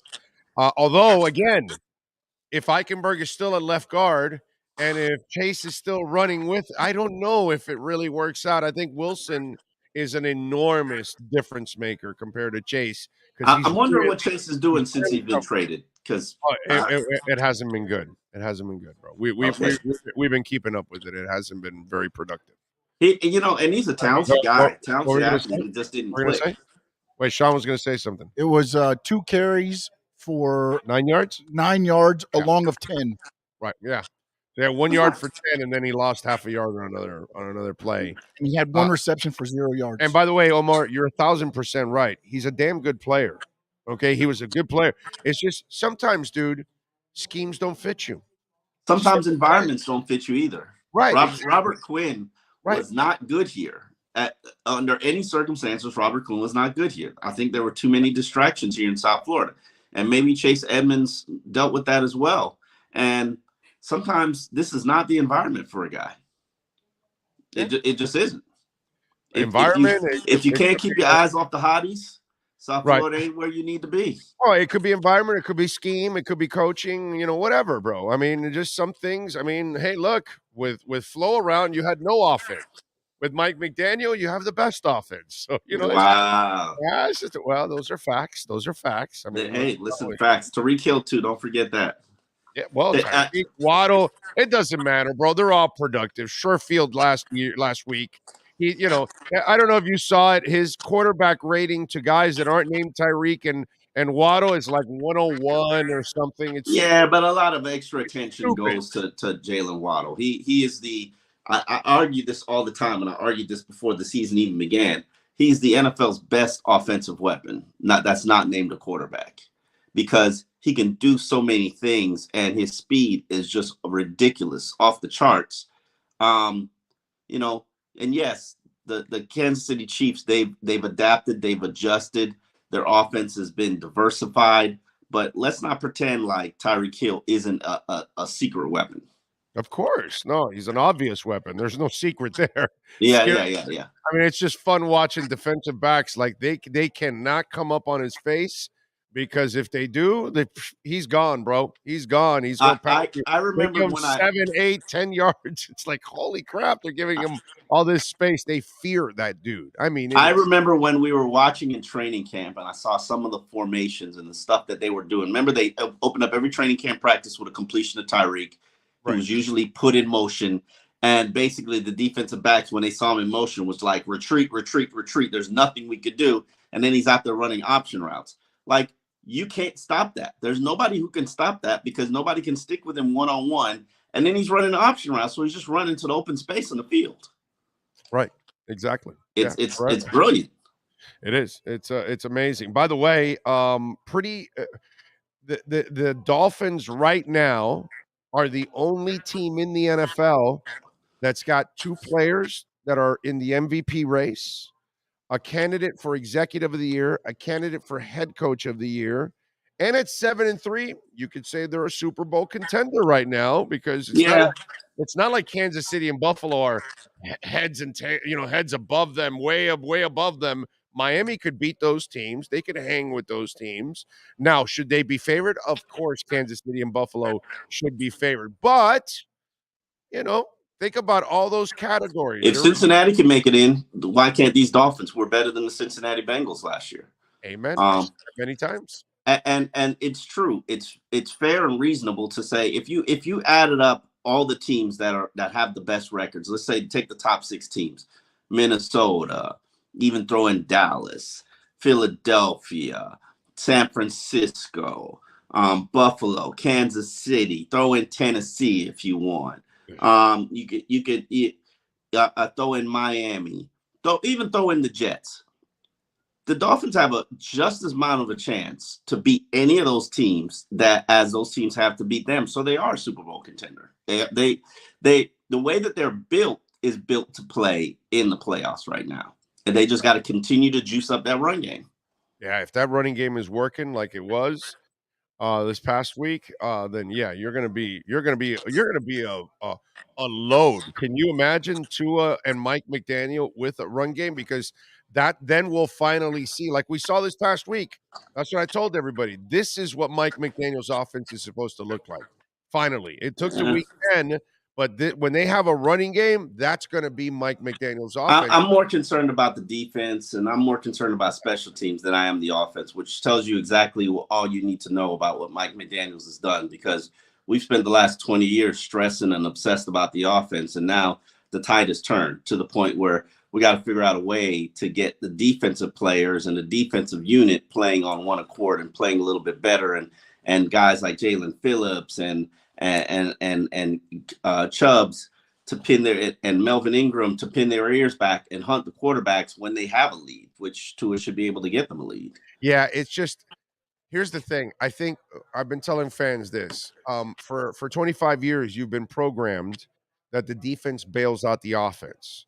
Well, that's changed. You no longer can count on Jason Taylor and Cam Wake and Jones or Madison or whatever. Even Xavier Howard right now. Solely make a play. No, those days are done. That it's your defense. It's your offense that's going to bail out your defense. Plus, Omar, I have to be fair, bro. You've lost so many guys in your secondary, and you've done a marvelous job of putting in guys that are at least filling in and doing a respectable job. Masking it, yeah. But dude, you're not going to make up Brandon Jones and Byron Jones, unfortunately. And so it's hard. And X is also not even 100%. Yeah. So I just have a hard time demanding perfection. I almost am telling fans that you're going to have a defense that is going to bend. You just hope they do what they've done in the years past. They don't break, like in the Chicago game. They were bending all over, and then at the end of the game, they finally made some plays, and Duke Riley made a big play, and they got a big stop and all that, and they got the game. You know what I'm saying? I just kind of think that that's the defense. Oh, I really do. I don't. If the Eagles can go out there and see what their issues are and reinforce their defensive line by summoning Ndamukong Suh and Linval Joseph, there's got to be cornerbacks out there that you can get off the street that can come in. One that can come in and help you if you're not going to get Byron Jones back. there's got to be somebody out there who can help you. Well, right now, Kohu's doing a really nice job, and the Justin Bethel kid had a hell of a game this past week. His speed has been all over the place, making plays. So I think they're all right there. Oh, where I disagree with you is they got to pick up the pass rush, which, by the way, with the Agba injury, it kind of felt like Chubb really like put it on another gear after Agba went out, and I thought he had his best week compared to the week before.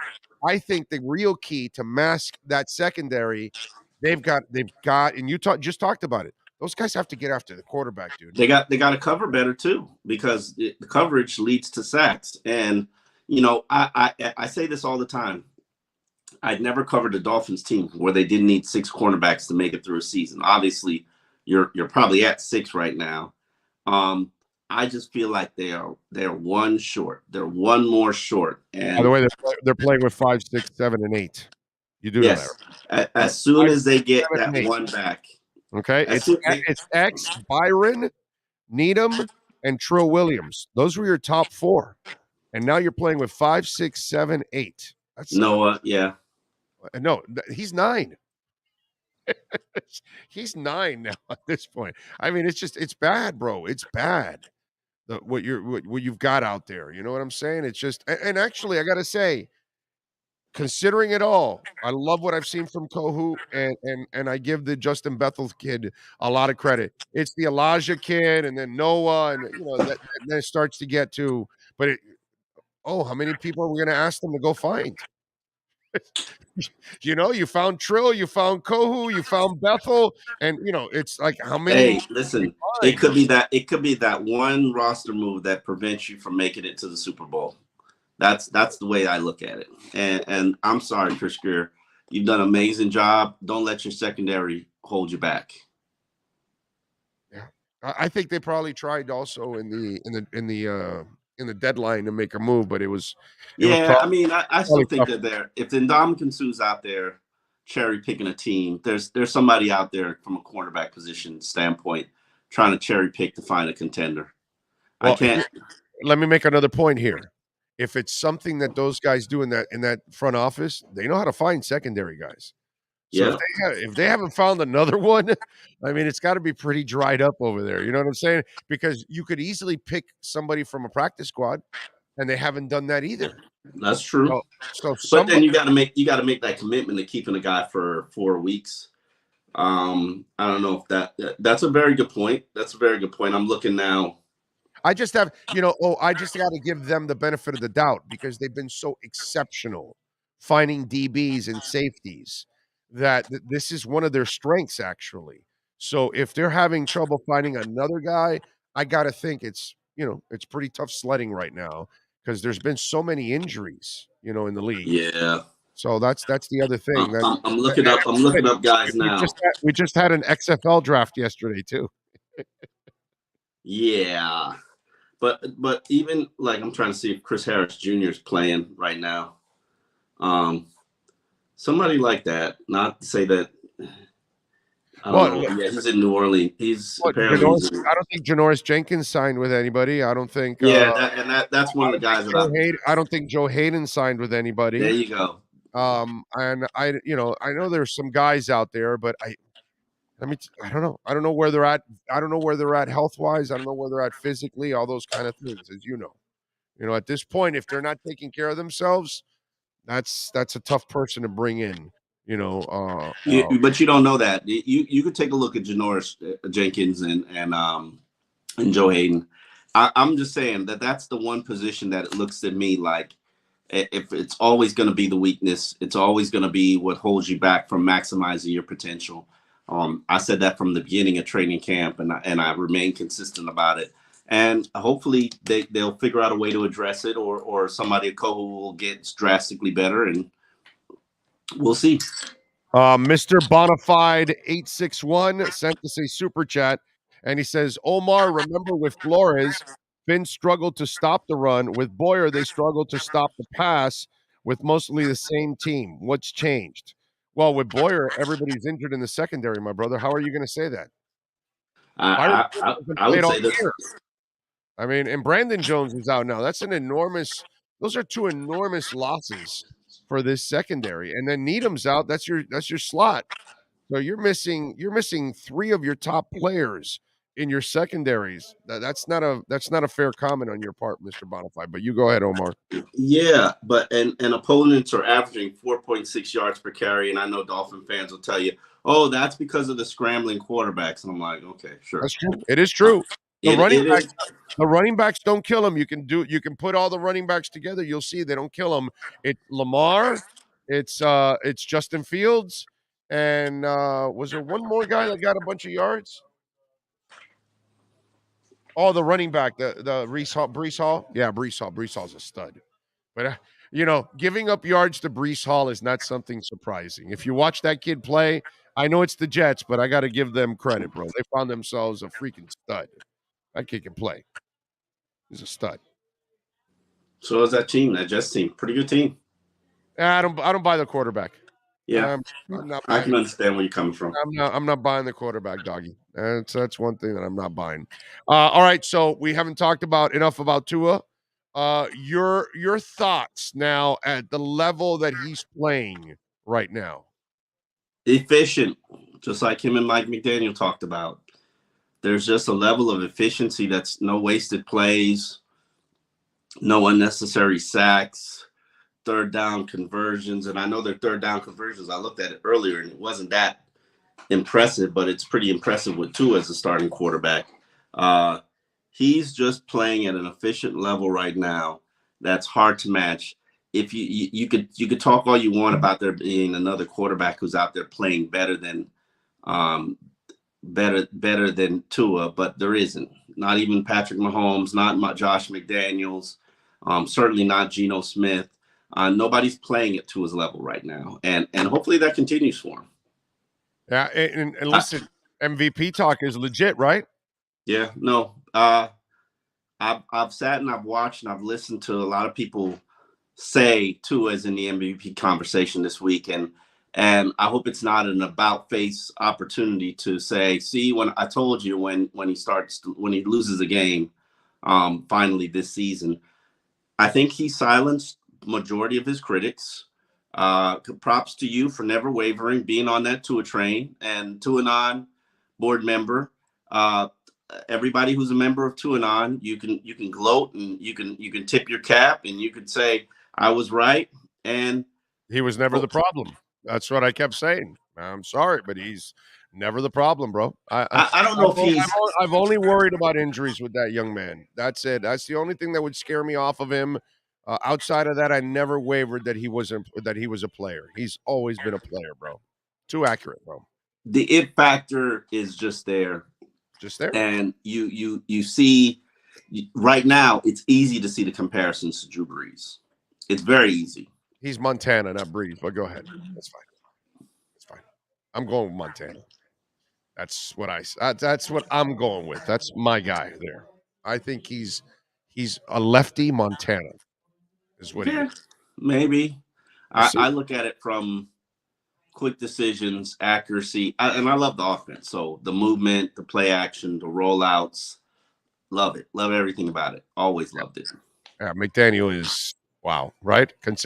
When you think about all the crap that you covered here, and then you see this guy, right? It's just at another complete level, right? It's just amazing.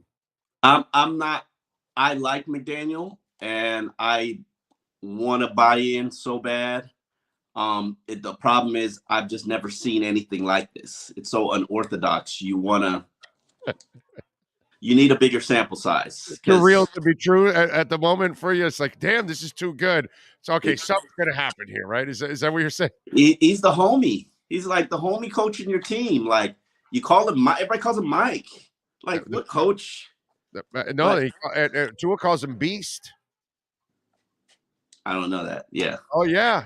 Did you see the 10-minute video of Tua on the sidelines? And I did. Well, then he was on the sidelines, and he goes, "What's up, Beast?" He was talking to Magic Mike that way. He was like, or Magic Mac or something. What is it? What is it that he calls him? Magic Mac or something? And he called him Beast at the same time. Check it out. Listen good. He calls him Beast. I thought that was, by the way, and this is for me again another narrative that was out there that he wasn't sociable, and he was very sociable in Alabama. He just got cock blocked here, and now he's allowed to be himself now, man. He still came across very awkward in that mic'd up. He still came across like, oh, I've never given a speech without stuttering. And I saw where he avoided giving a speech, but even though everybody asked him for a speech, he's not a speech guy. He's not a speech guy, dude. Zach Thomas wasn't going to give you a speech either, my brother. Okay, Zach was not about speeches. Zach was about playing the game, being a leader, and if you came for him for some knowledge, he's going to share the knowledge with you. But he wasn't going to stand in the middle of a locker room and rah guys and all that shit. That wasn't his style. Some guys are like that, dude. They're not talkers like that. You know what I mean? They connect individually, and that's what he does. He connects individually with them. I'm just happy to see him coming into his own, feeling more comfortable. They're taking names, so they've silenced a lot of their critics. He's playing with a swagger and a confidence that you can't really buy. That's just that he's playing at an elite level, and as long as he continues to stay healthy and his line protects him, I don't think that changes. Certainly if he has the weaponry to get it done. Yeah, I'm with you there, man. I'm excited for him now. If the running game really comes together and they have a consistent running game, this offense is going to be unfreaking stoppable. If defenses now have to worry about stopping the running game too, that's crazy, man. That's going to be a monster advantage. And think about this: they haven't had this in forever, bro. Not even in the Marino era, they had a running game. So if you actually have a coach, a front office, a quarterback, and a running game, I don't know. The last time you had that was in the 70s. Yeah. That's how long it's been. Oh. Let's get a defense too. Special teams. Kicker that can make field goals. Special teams makes me that's one that I'm not so nervous about the defense because I know they're going to give up some points, but they find ways to make plays. So I know who they are. But, dude, when it comes to special teams, I don't have any confidence there, bro. I don't have any confidence. They don't have a returner. They don't have a consistent kicker. And they didn't bring any kickers in. I thought at least you would bring, they lost Ben Stilley this week to the Browns. And maybe you would bring in, steal a kicker from somewhere, a young kicker to at least start to try to see if you can develop them and bring in some competition for the kicker, but they didn't even do that. So I guess they're giving him another, the chance to vote of confidence, baby. Yeah. Yep. All right, what do you got going on I Am Athlete, man? Tell the folks. Just we're working on a new project called I Am. We continue to work on that and getting ready for the Atlanta tour on December the 1st. So that's what we got going on. Atlanta. What does that mean, Atlanta tour? We have tour dates where we're doing live performances of the show in different cities, and Atlanta's going to close out they'll probably try to do this 1.0, which is the name of the tour. Okay. All right. Sounds good. Somebody sending in a super chat. We'll close it with this. Rhinos is asking, great show. What are the top five top NFL teams right now? Well, let's go Eagles. Let's go Kansas City and Eagles for sure. Eagles, Kansas City. Do we put Minnesota in there? Because I'm gonna put Buffalo ahead of Minnesota. I'm gonna put Miami there, and then I'll probably put Minnesota. Okay, I'm good with that. San Fran is up there too. Yeah, I'm not. And you know what? I'll put San Fran ahead of Minnesota because they can run the ball and they've got a defense. I'll put San Fran in front of Minnesota overall. And then, by the way, the sixth one, maybe even ahead of them. Do you put the Giants in front of them? I love Dable, but I don't know if that's sustainable. Okay. I think you're playing a very weak division, and I love your style. We'll see. He's done a good job. He's done a good job, an excellent job. Daniel Jones is still Daniel Jones. Right. But at least he's won with Daniel Jones, which is amazing. He's proven to you that he's a good coach. I want to ask you one more thing before I let you go. Now I forgot. Ken Dorsey, Josh Allen, because Dable left. Josh Allen's not playing well. He's got 10 Mm-hmm. touchdowns and 10 interceptions right now. He's got what was the stat I pulled up? 3 touchdowns in the last 3 games and 6 interceptions. In the last 3 games, he's only got a 57.4 completion percentage. Is this a bad look for Ken Dorsey? No, it's a quarterback who's hit a rough patch in the season, and a team that's hit a rough patch in the season, they'll overcome it. They'll get it together. Okay. This isn't Josh Allen spent most of this year as the MVP front runner, so he's going to get back there eventually. I like what Matt Verderame said. He did the math. They're using him for 84% of the offense because they can't run the ball. And he's running too. I think I agree with Matt on this. They're putting too much on his plate. And that's why he's making mistakes and he's wearing down and he's got the elbow injury and everything. I think that's what's happening. As great as he is, you cannot put the entire weight of the world on one person, bro, in the offense. And they need to find a running game. They can't run the ball, bro.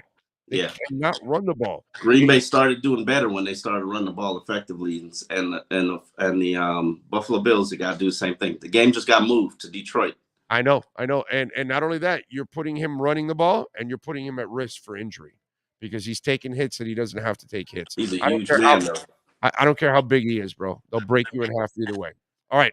Omar, thank you as always, my brother. Follow him on Twitter at Omar Kelly and catch him every week right here, man, with the EssentialMovingExperts.com Miami Dolphins Exchange. Omar, thank you, my brother. I appreciate you. All right. Talk to you later. You got it. Omar Kelly. All right. It's a beautiful thing. I like that top 5. And don't forget, Essential Moving Experts. Mention my name, you get $150 off. If you go over 3,000, I believe it's $250. The discount they'll give you if the move is over $3,000. Call them 844-368-5750. Long home moving services, office relocation, flat rates, no surprise charges. Over, I think, like 1,700 customers already have said that they love Essential Moving Experts because moving was never so easy. Call Sean Williams and the folks and tell them that Big O sent you anywhere in the country. 844-368-5750 and check out the website. You'll see big Dolphins fans. Everything is in aqua and orange. That is your Essential Moving Experts, Miami Dolphins Exchange. You've been listening to the Essential Moving Experts Miami Dolphins Exchange with Omar Kelly. When you're looking for local, home, long moving services, or office relocation, call Essential Moving Experts at 305-602-8369. Flat rates and no surprise charges. EssentialMovingExperts.com. 305-602-8369. Miami Dolphins fans, follow Big O Radio Show on all platforms and keep up with your favorite NFL team. All right. We thank Omar Kelly. By the way, there's so many things to do throughout the holiday season here. And I got to mention something. If you live down south, and even if you live a little bit more north, man, take a ride. This is such a cool event. And I got to commend the Homestead Miami Speedway. It's called Magic Lights. And it starts this Friday. They're going to have a holiday display at the Homestead Miami Speedway. And it returns again, and it's a family-friendly drive-through experience for the second consecutive year. One standard vehicle and one price for families to enjoy more than 1 million lights in South Florida. And you got to check it out, folks. Magic of Lights will showcase a dazzling display of more than 1 million twinkling, sparkling lights and magical scenes.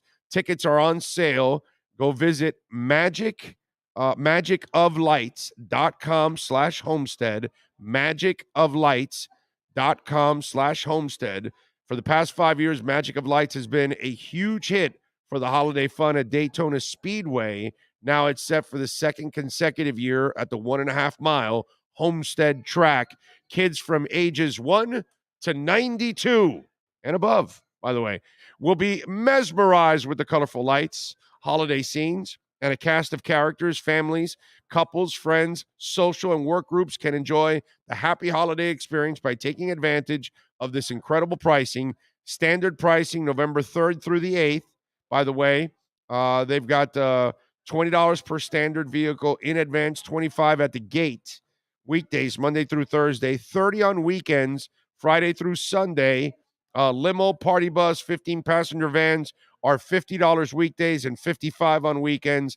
Advance price prime season, December 9th through January 1st, $25 standard vehicles online in advance, or $35 at the gate weekdays, or $40 on weekends. So check it out. They've got group rates available. Tour buses cannot be accommodated, by the way, folks.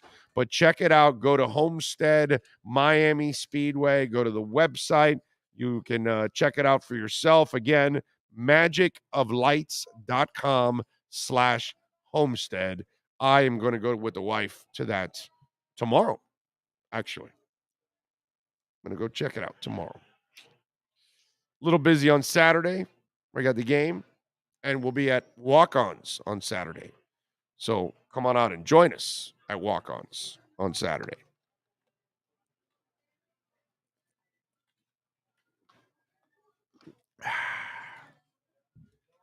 Feels good.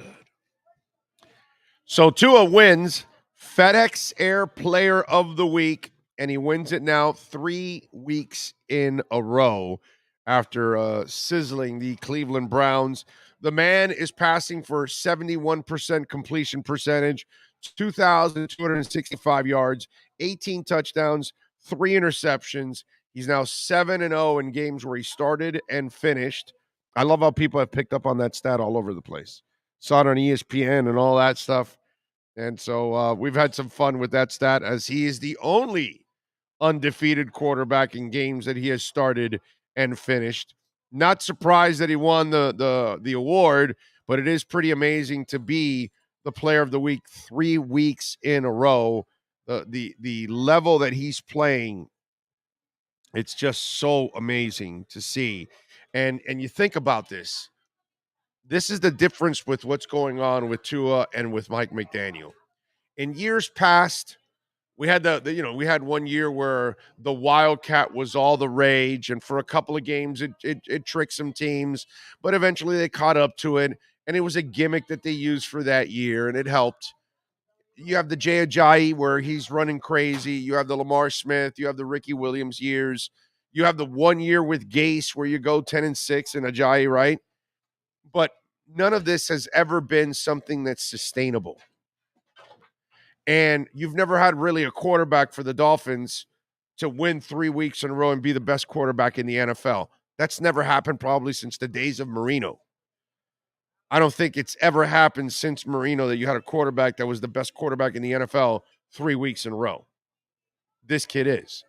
And where all this other stuff fizzled and faded away and it wasn't real.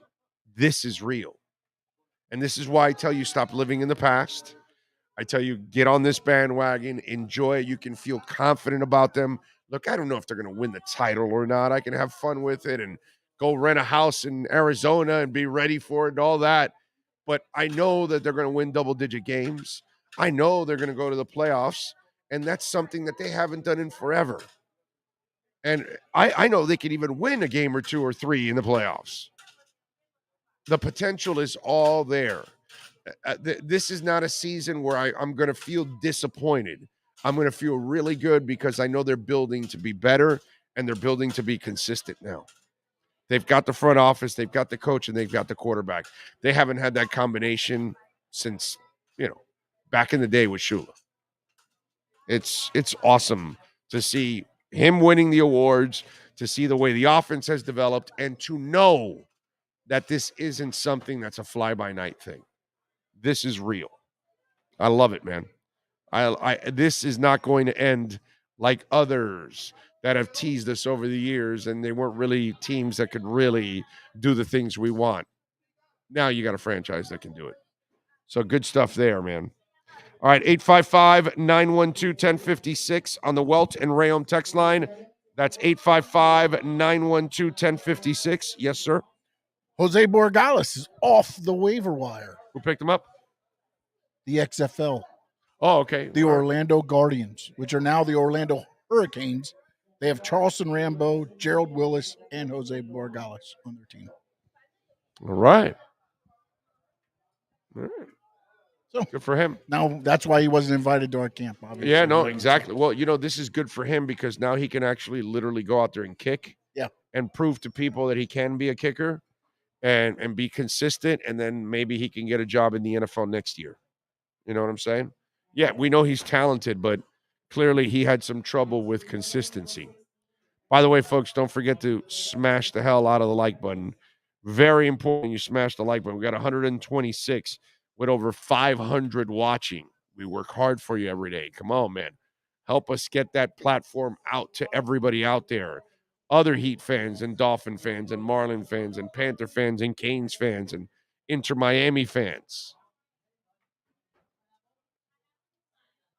What else do we have? You want to know why there's many reasons why to believe in Mike McDaniel. But let me tell you why I believe in him, that this isn't a Gase and this isn't a Sperano and this isn't, any kind of situation that we've had in the past. This guy takes over in his first year, and his first year, no one believes in his QB. In his first year, in his first week, people are laughing at him that he believes in his QB. In fact, they also said, wait a minute, nobody else wanted Mike McDaniel. Wow, so the Dolphins hired a guy that nobody else wanted. By the way, throughout all that time in the offseason, you know what I said? I said, it's obvious that this coaching is going to work because people hate it. Because we were always excited about all the other coaches. This is one like, oh, he looks like a geek. Oh, nobody wanted the guy. He's the only guy that would take the job to coach Tua. Right? So this is the kind of shit he has to deal with when he gets here. Then his top cornerback doesn't show up. Well, second cornerback, but, Byron Jones. Guy's out for the year pretty much. He's been out for the whole year. Got to overcome that. Got to overcome Nick Needham. Got to overcome True Williams. Got to overcome Brandon Jones. The injuries just pile up. You just lost Ogba. Austin Jackson's been out for 10 weeks with an ankle injury. Liam Eichenberg, gone for the year. Maybe it's not a loss. Maybe it's depth, whatever. But still, it's another player that you're losing. And it's just one after another, after another, after another. It just does not stop. Then you've got your owners embarrassing your team, trying to make a move for another quarterback, and you've got that whole mess. And he's got to answer those questions and all that stuff. And it cost you a first and a third round. Not this year, it'll be next year, but it's part of the distractions. And then you had the Flow fans. I didn't forget about you folks out there. You folks out there. How many of you out there that said, oh, the Dolphins are going to regret firing Brian Flores? Brian Flores was a good coach. That's why the Dolphins are losers. They stuck with Tua and fired Brian Flores.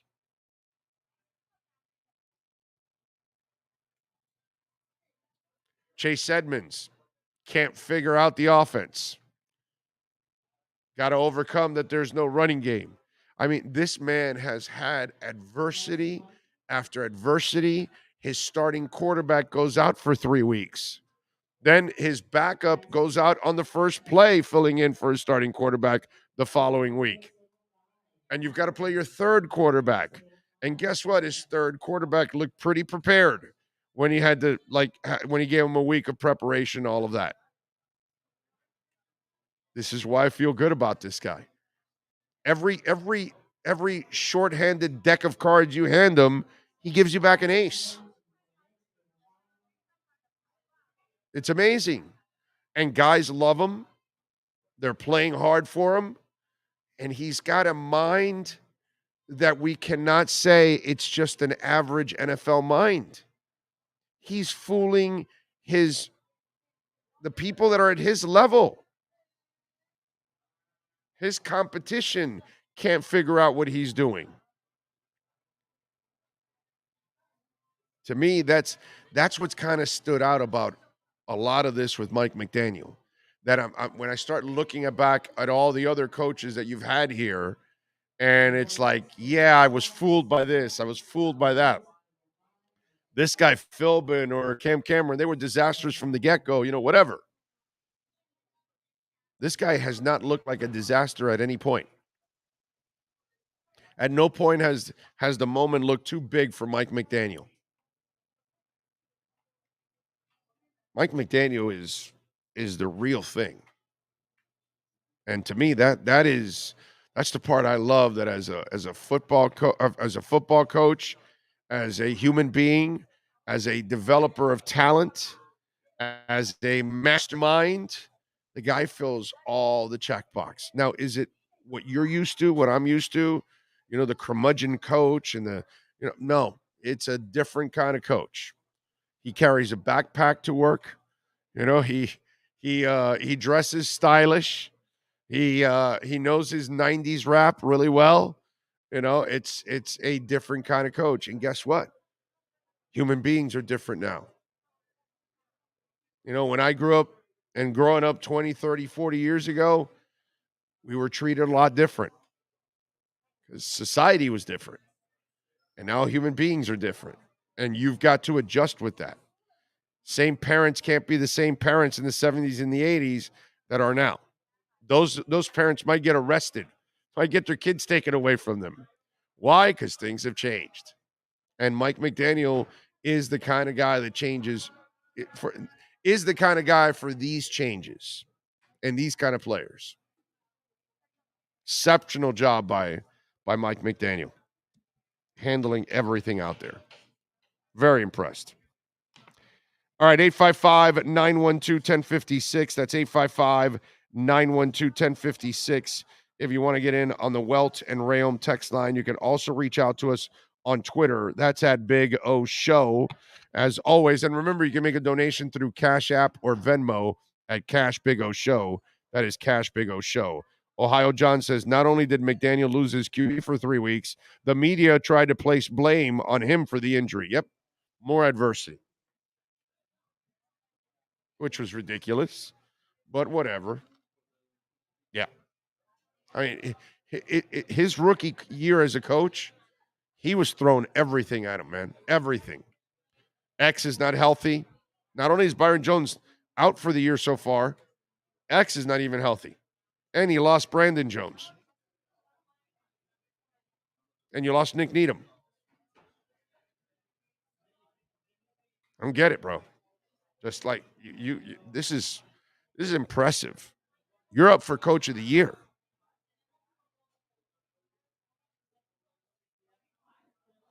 Let me show you a stat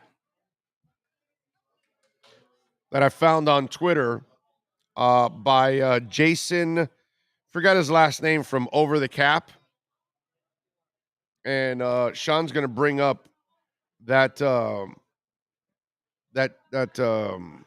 graph, and there it is. So this graph updates in real time during the season and represents the players who have ended the season on the injured list, or they are out with all kinds of different injuries. How much players you're missing, right? Number one, as you see, is Denver. Overall, $64 million, I guess. Yeah. The Chargers are second at 64. Washington is third at 61.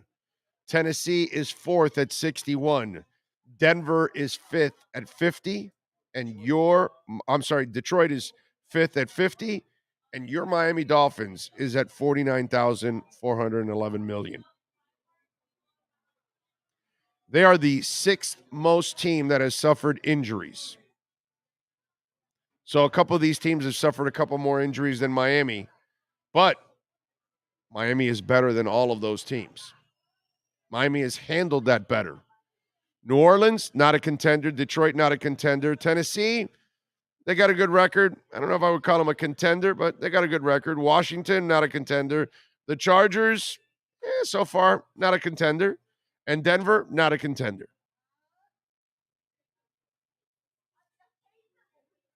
New Orleans, not a contender under Miami. Las Vegas, not a contender. There's Philadelphia, the next contender, at $36 million. That's a hell of a drop-off there. Then you've got Tampa Bay at 5-5. Baltimore, Seattle. Look at Minnesota all the way down there. They haven't suffered a lot of injuries. Houston cut most people. That's why they didn't suffer many injuries. New England hasn't suffered a lot of injuries. How about Buffalo? Look at Buffalo. Buffalo's been relatively healthy, and Miami's in front of Buffalo. Pretty amazing. Yeah. Right? Green Bay is terrible, and they haven't suffered a ton of injuries.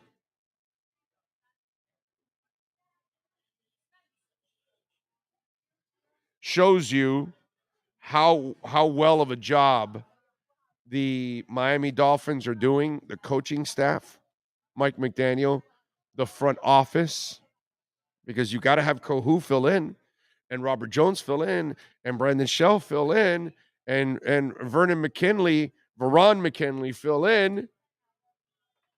You see what I'm saying? You're going to have to put in some other people in order to get by, but it's an incredible example of how this team has overcome all kinds of adversity. And again, this is why I keep telling you, stop thinking about the past. Stop thinking about getting burned and that, oh my God, this team always lets me down. And I get it. It's happened to all of us as Dolphin fans. We get excited, but you can get excited about this. There's all kinds of proof that shows you why Tua is great, why Mike McDaniel's kicking ass, why Chris Greer is one of the best GMs in the business. And these are all the stats that are out there. 6th most team with injuries. And they've got a better record than most teams in the NFL. What happened? What did you see? What was that? Who was it? In the chat, Rhino is just like, I wasn't told we'd have math. He's talking about you throwing out the graph in the chat. Yeah, we test you here on this show. You know, that's just the way it is. We gotta test you to make sure you're sharp in your math skills. You haven't been to school in a while. I don't know about you, but I get dumber every day. And after I left school, 30 years ago, I just get dumber every day. I'm sorry. That's why that show, are you smarter than a 5th grader? That's why that show works. Because these bastards know we all get dumber after we leave school since we're not, hitting the books anymore. Checking out, Entertainment Tonight and watching football isn't really going to get me that smart. I love it, man. Pretty impressive. Impressive graph there. All right, let's take a quick break. We'll come back on the other side. Get ready for hour number 3 of the program. Alan Poupart is set to join us at 5 p.m. We'll have some fun with Alan. I'm sure we'll get his reaction on Dolphins receipts. I mean, we all end up on those things. So, I've ended up on those things myself. So, it was Poupart's turn on that one. But great job by Over the Cap. That's a very interesting graph. And again, it shows you how good this Dolphin organization has been this season. Hour number 3 from beautiful Hialeah Park is next. Welton Rayom has more than 62 years of litigation experience handling insurance disputes. They're committed to resolving even the toughest insurance claims quickly. Call them for a free consultation. 954-966-4646. At Welton Rayom, they don't get paid unless you win. Property damage claims to your home, business, or condo as a result of a hurricane. Welton Rayom can help. Water, mold, fire, smoke damage, Welton Rayom can help. Call 954-966-4646. If you're a Miami There's no need to drive around South Florida wasting valuable time looking for a new or certified pre-owned Acura. Go to the #1 volume sales dealership in the Southeast United States. Craig Zinn's Acura of Pembroke Pines. Purchase with pace and space in a dealership tailored to your needs. From home buying to providing that personal touch. Contact the 2020 Satisfaction Award winner Craig Zinn's Acura of Pembroke Pines. 888-776-5123. That's 888-776-5123. Or visit them at 15601 Pines Boulevard in Pembroke Pines. Oh, I think I know what this is. Houston, we have a package. Hello? No matter where you are, the Sloman Shield home security system guards your home. With next-gen perimeter protection, 24/7 monitoring, and interior motion sensing. And right now, get a free Sloman Shield security system and doorbell camera, all professionally installed, for free. Shield your world, the Sloman Shield. If you're a Miami sports fan, then there's only one store to go to, and that's Caneswear at Miami Fanwear in Davie. They're your one-stop shop for all your inner Miami CS, Canes, Dolphins, Panthers, and Marlins merchandise. They have hats, t-shirts, game day jerseys, and so much more. Located at 2511 South University Drive in Davie, and open 24/7 online at caneswear.com or innermiamiwear.com. Call them at 954-835-5597. Caneswear, the spot where inner Miami and all Miami sports fans shop. When you move, you need a reliable company led by passionate folks, eager to assist its customers during a transitional process that needs to be smooth. Call Essential Moving Experts at 844-368-5750 for all your local and long-distance moving needs. You can rely on Essential Moving Experts. Mention the Big O Show and get $150 off. Family owned and operated, they offer free 30-day storage, full-service moving, fully licensed, bonded, and insured. Moving was never so easy. EssentialMovingExperts.com.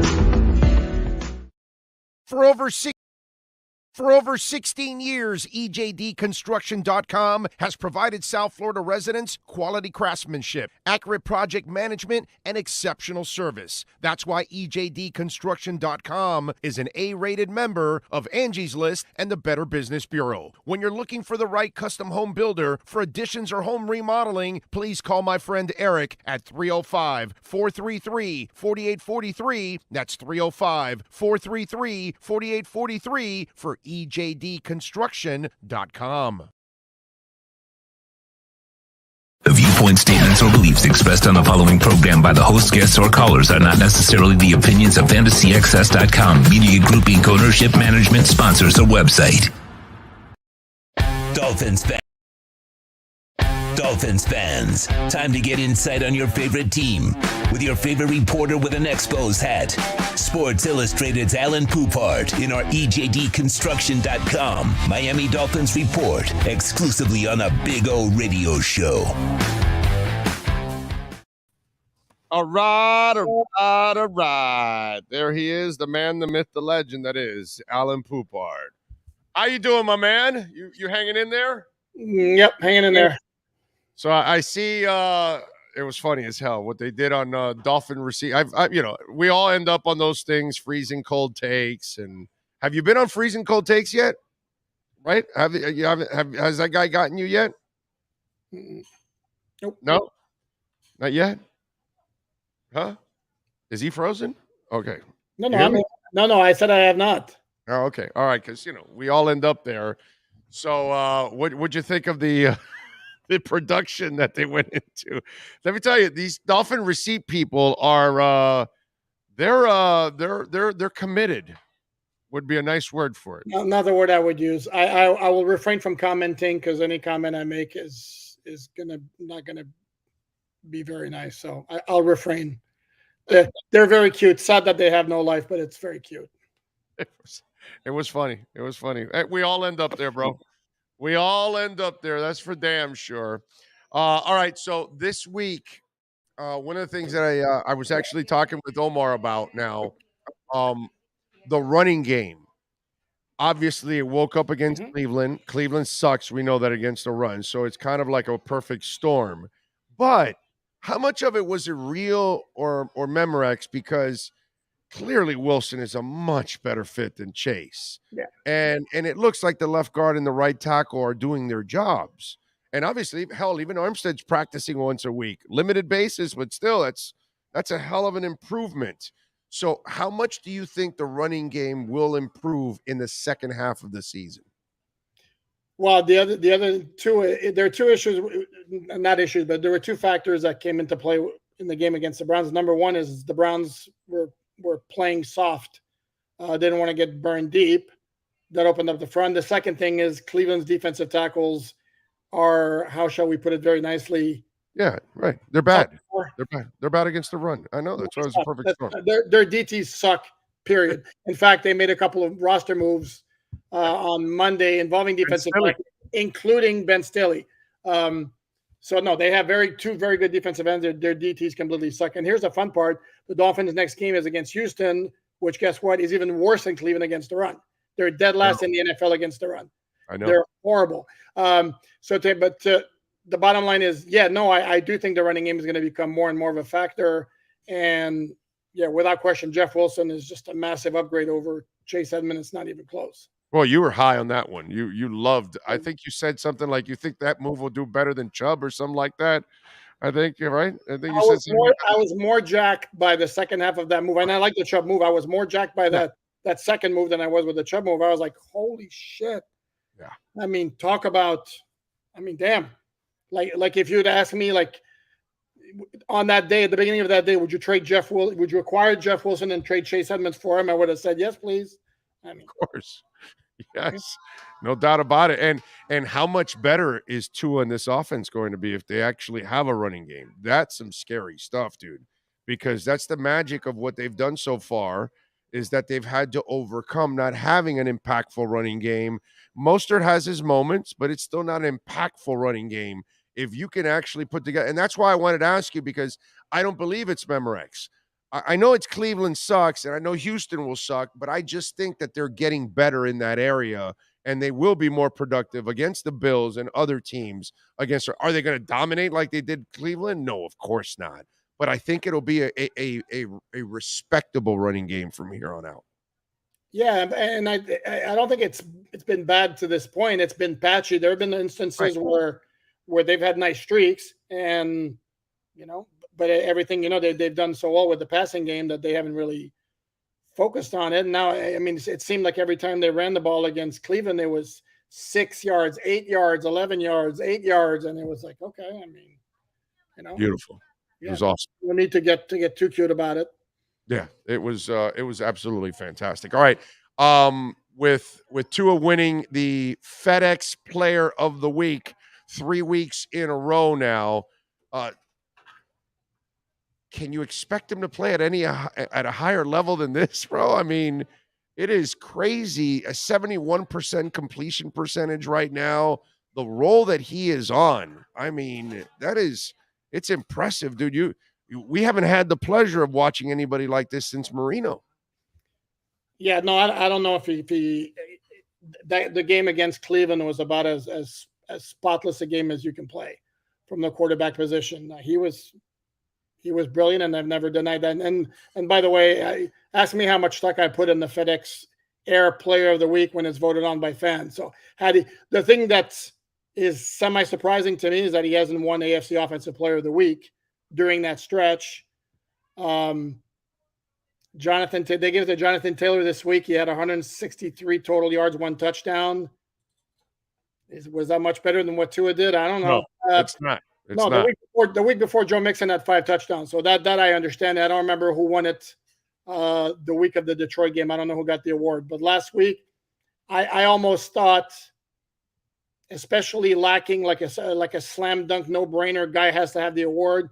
I almost thought that, okay, Tua didn't get it against Detroit, didn't get it against Chicago. It's a third straight week where he's putting up fabulous numbers. It's his best game of the stretch. Let's give it to him. And I was actually surprised that he didn't get it. And that's voted by the media, right? No, it's voted by the league. Oh, by the league. Okay, so who in the league is voting for that? That I have no clue, but they're the ones who determine it. It's not a media vote, and it's not a fan vote. Wow. So that really carries no weight for me. It carries less weight than fans voting on the award. No, I'd rather no. If you're telling me a bunch of NFL executives are doing it and people in the front, whatever NFL people are, they're I don't think they would be objective. I no, I don't. Why would they not be objective? What would And actually, I'm impressed with the FedEx one to the extreme of people hated Tua, bro. They were like, not hated, but like, they like, oh, this guy can't play. They've gone from the extreme of he can't play to he's the best guy this week in the NFL. That's pretty impressive. That's why I would like for the media people to be voting, because I think a lot of media people also would be, kind of going the other way finally for the kid. That's kind of weird. I didn't realize that it's not voted by the media. It's not voted by the fans, not voted by coaches, not voted by, who the hell's voting? I don't know. I'll try to dig it up and find out. Yeah, find out, bro. Is there some lawyer sitting there? Because let me tell you something, bro. I've worked in radio a long time, and I had salespeople walk in and try to talk to me about sports, and half of them wouldn't know what the hell they were talking about. So I'm just saying that's why it kind of rubs me the wrong way if it's just people in the NFL offices hanging around and voting. I know the way it used to work, and I don't know if it's still the same way. It was like teams would send into the league players who they thought deserved consideration, and then the league would pick. And then also, if you recall, it used to be that in their press releases, it would include the nominees for the week. And I don't know how many years ago they stopped doing that. It's interesting. Yeah. I'm looking forward to that information, because that's kind of, I'd like to know who's voting on it, at least if it's former coaches or something. I mean, some kind of somebody that I know is watching a lot of football. You know what I'm saying? So, yeah, that's very, very, very interesting. All right, can you bring up that graph? Did you see Jason? I forgot his name from Over the Cap. Do you follow him? Yeah. What's his last name? I do follow him. Actually, he's very good. You know who I'm talking about. No, I know exactly what you're talking about. I saw that one actually. Very interesting, isn't it? Miami is 6th overall in injuries, and yet it's cap dollars on IR or reserve list, so that includes Byron Jones. Right, exactly. And now it includes Agba. I don't know who else. Needham, Brandon Jones. Yeah, they're not necessarily big money guys. I'm trying to think who else is big money that they have on there. But it hurts, bro. It hurts not having those guys there. I'm just saying those are important players. I'm just talking about important players. Well, Byron Jones, yeah, I mean, it's the one to me. Like how different would this defense look if they'd had Byron Jones from the start of the year? Oh, they don't have to play zone. That's all you need to know, dude. I mean, by the way, Josh Boyer, to me, that's another feather in his cap. He's had to overcome all these injuries. The DNs haven't really produced like they're supposed to, and I don't blame him for that. I got to blame Agba for not being the guy that he was the last 2 years, and it sucks that he's out. And yet he's also bringing along Justin Bethel and bringing along Kader Kohu, and then now he's like Spo, changing offenses in the middle of a season. Now he's got to change defensive scheme, which, as you know, this team wasn't built to be a zone team overall. Could you play occasional zone? Of course, but now you're stuck at playing more zone than you ever have. I got to give him credit, man. No, but they're still playing some man. I've gotten a lot of people bitching about Josh Boyer, and even people like calling for his firing. I'm like, what the hell do you want? I mean, Jesus Christ. And if you look at all the key injuries the Dolphins have had this season, like practically every one of them is on defense. Only Austin Jackson, bro. Austin Jackson, Liam Eichenberg, the only two players on offense who have gone on IR. Yeah, I know. And then on defense, it's Needham, Brandon Jones. You haven't had Byron Jones, now Agba. I mean, it's endless. It's endless. I think Boyer has done an excellent job. Actually, that's the way I look at it. I think he's done an excellent job overall. Danny Crossman, I'm not impressed, but Boyer, man, I give him a lot of props for what he's been able to overcome and adjust to at the same time. And dude, he's helping you out in personnel. He's developing his players. I love what he's doing. But anyway, what'd you think of this graph? I thought it was kind of interesting because you look all the way down. Green Bay sucks, and they have barely any injuries. New England has barely any injuries. Buffalo has barely any injuries. Some of these teams that are much more fortunate than Miami and yet Miami's had to overcome a lot, which is a credit to Chris Greer and a credit to Mike McDaniel. You look at KC at the bottom, like they've had like no significant players. No, and again, to me, and yeah, and it's a credit to Josh Boyer to me, because again, pretty much all of the significant injuries Dolphins have suffered in 2022 have been on defense, and they've managed. It hasn't always been great, but hell, they won the Pittsburgh game. You could make the argument they won the opener against New England with the defensive touchdowns and holding New England to 7 points. They can shut down Nick Chubb. I know he had that long touchdown run, but outside of that, he didn't do anything. And I know a lot of people were scared about what Chubb might do to them. Yes. They didn't do anything. I don't know. They've done a good job. And going back to Crossman real quickly, their return game has been non-existent. They've given up some returns. And Do I blame him that he doesn't have a returner? Is that his fault? That's the only part that I can give him a break on, right? Because they really did not make the investment on finding a true returner back there. They're kind of doing it by piecemeal, whoever's available. Oh, Cedric, you do it for a while. You do it for a while, and you do it for. But they really did not go out and get a Jakeem the Dream. You know what I'm saying? And I'm also glad that they've gone away from using Hill, Waddle, and Holland back there to return. Yes. And the point I was going to make about Crossen is not really his fault that Jason Sanders can't get his game back. And I know I've heard some people suggesting maybe it's the holder. It hasn't been the same since Matt Hawk left. Well, in 2019, his second season, Matt Hawk was his holder, and he was really good as a rookie in 2018, and he wasn't so good in 2019. So I'm not playing that game that it's the holder who's making a difference. Are you shocked they didn't bring on a kid, especially after losing Ben Stilley? A spot opened up. Are you shocked they didn't at least bring in a youngin that they can stash on the practice squad? No, because if the issue is that Sanders, these guys having like self-confidence issues right now, you stick a kicker on the practice squad. I'm not sure that it really helps. I think if you make the decision that you're going to ride with him, then ride with him. And then obviously, give him a few more games to get it right. And if he doesn't, and he winds up costing you a game at some point, then you're going to be left with no choice. Yeah, no, it's just tough. Austin Jackson probably will be ready to really go all out after this bye week. You're not making any changes, correct? After the game the O-line played against Cleveland, I think it'd be crazy to. I mean, you tell me the last time you saw an O-line play a game that clean. I haven't seen an offense like this since the early 90s. No, but I'm talking about strictly the O-line. When's the last time the O-line played a game that clean? 2016, maybe, when they had the unicorns? Right. The unicorns. That's about it. The unicorns you would have to go to. Even Ricky didn't have this kind of play. Ricky was just freaking amazing. And so he ended making that line a little better. But you're right. The unicorns were actually pretty good overall. But this, by the way, is the best offense since the early 90s. Correct?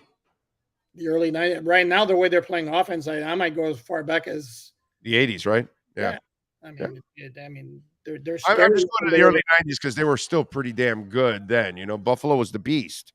Correct. But they were still really good as an offense in those days.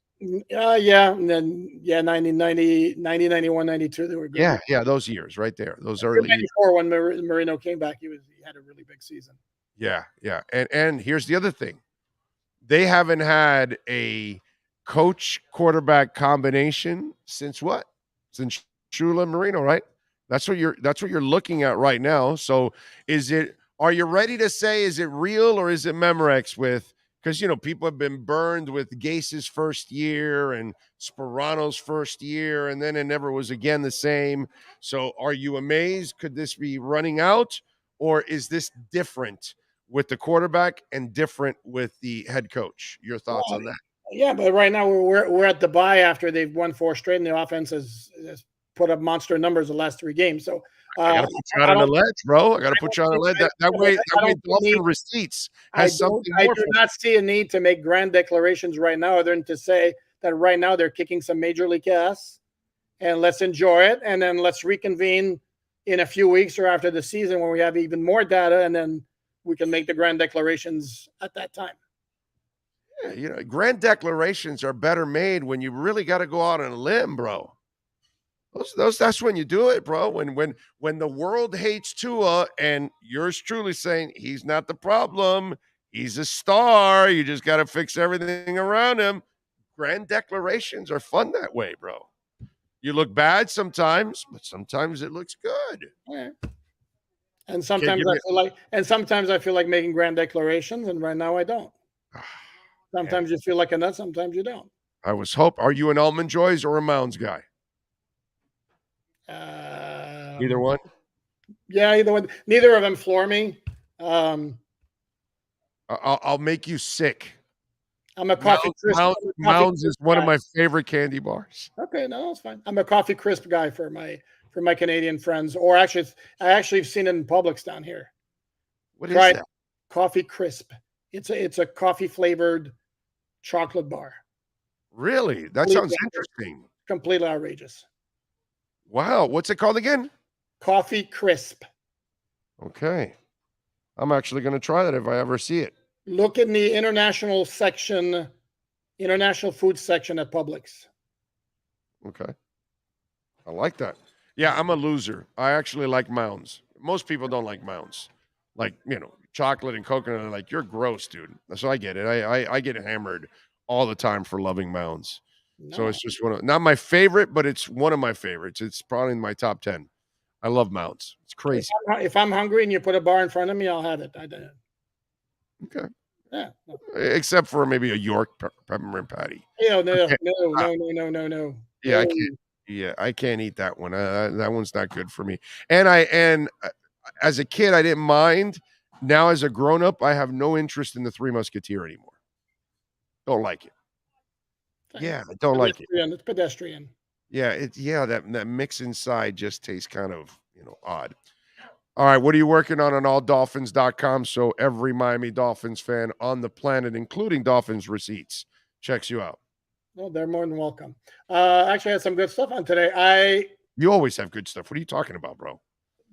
Well, okay. All the time. Thank you. I actually revisited the 20 veteran acquisitions made by the Dolphins this year, ranked them from 1 to 20 in terms of impact. Oh, check that out. Okay. I had a mailbag that just got published a little while ago. And then I also broke down the news of the Dolphins signing Brendan Scarlett to the practice squad some 2+ months after they put him on IR. Oh, okay. Now, let me ask you something. Are you a little bothered by the Ben Stille move? Because I kind of liked him in training camp for depth purposes. I loved his engine. That motor never stopped, dude. He was always giving good effort. I thought that was kind of an intriguing prospect. In other words, here's the thing. Okay, so he officially signed with the Browns on Tuesday, agreed to terms on Monday. If the Dolphins really valued Ben Stille, do you think that once they knew that Agba was going to be out for the year, that they would have said, "Listen, yo, Ben, we're going to sign you to the active roster. Don't go anywhere." So he was a serviceable guy, but yeah. Again, the fact that the Dolphins didn't jump on the idea of signing him to the active roster immediately kind of tells you that maybe they didn't feel he was indispensable. Fair enough. Definitely. But I did like his versatility, and I loved his motor. I thought that was one of the things that impressed me in training camp. I said, all right, this is a kid that gives you some great effort. Maybe you can work with him. And listen, let me tell you, one of the things I've talked about on the show is the Miami Dolphins have turned into the Miami Heat. You realize that, right? And what I mean by that is when you watch Summer League or something like that, most people wouldn't give a shit about Summer League. But if you're a Miami Heat fan, you do, because that's where Duncan came out of, and that's where Max Strus came out of, and Whiteside, and whatever, a whole bunch of young guys that they've developed, and they're still developing, overall. And now with the Dolphins, you add somebody to the practice squad or somebody's on the back end. In years past, because of the front offices weren't that great, I wasn't expecting much on the back end of any of your rosters. Now with these guys, you're like, well, who's this Cater Who guy you got? Well, who's this Trill Williams guy you got? Well, who's Robert Jones? What's with Brandon Shell? So all of a sudden, these no names that they will pick up off the street or undrafted, you've got to now pay attention because they seem to find, some diamonds in the rough. In other words. Well, they've done that in the past. I mean, they found Nick Needham as a UFA, and Brandon Shell was not an unknown name. Brandon Shell was just. But you still brought him. I mean, you got him Well, off. but he had some things physically he needed to clean up. That's why he hadn't signed with anybody. But he's a guy who's been a starter for 6 years in the NFL. So, but I mean, I'll grant Creative Core was a great find. Trill Williams was developing into a nice little player that might have been a really key backup. Nick Needham, obviously, you know. And what my point is, you know, even this a seventh rounder like Skylar Thompson, like normally, you know, oh yeah, he's an arm for camp, whatever, he'll be gone.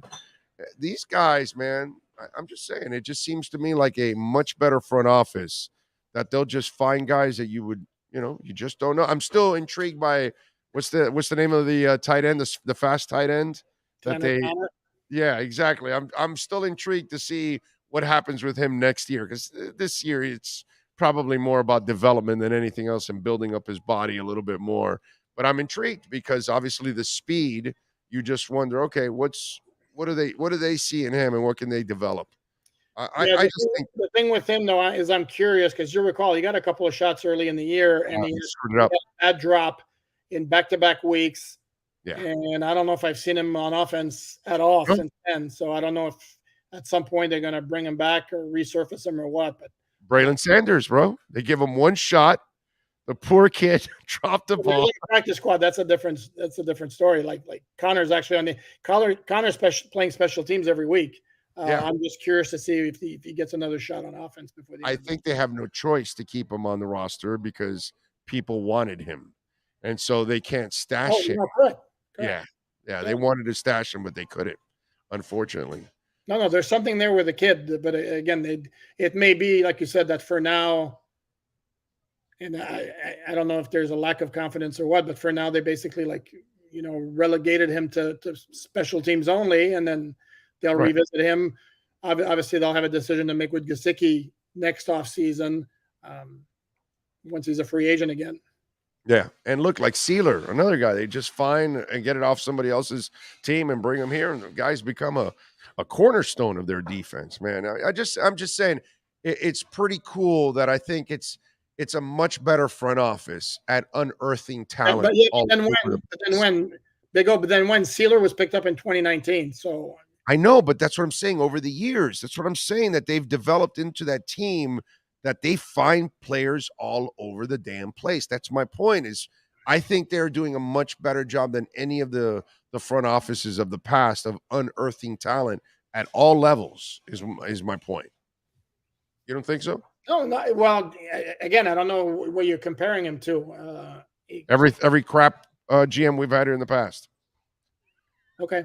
I'm just saying, the crap you've covered in the past, these guys are better than those guys. That's all. I'd have to go back, because I mean, that's their job, and I'm not certainly going to debate you that they've come up with some gems. Needham was a gem. Zach Sealer, how Baltimore let him go was it's kind of mind-boggling to me, because that dude's a player. I mean, he is a player, and he's become like a really important player on that defensive line.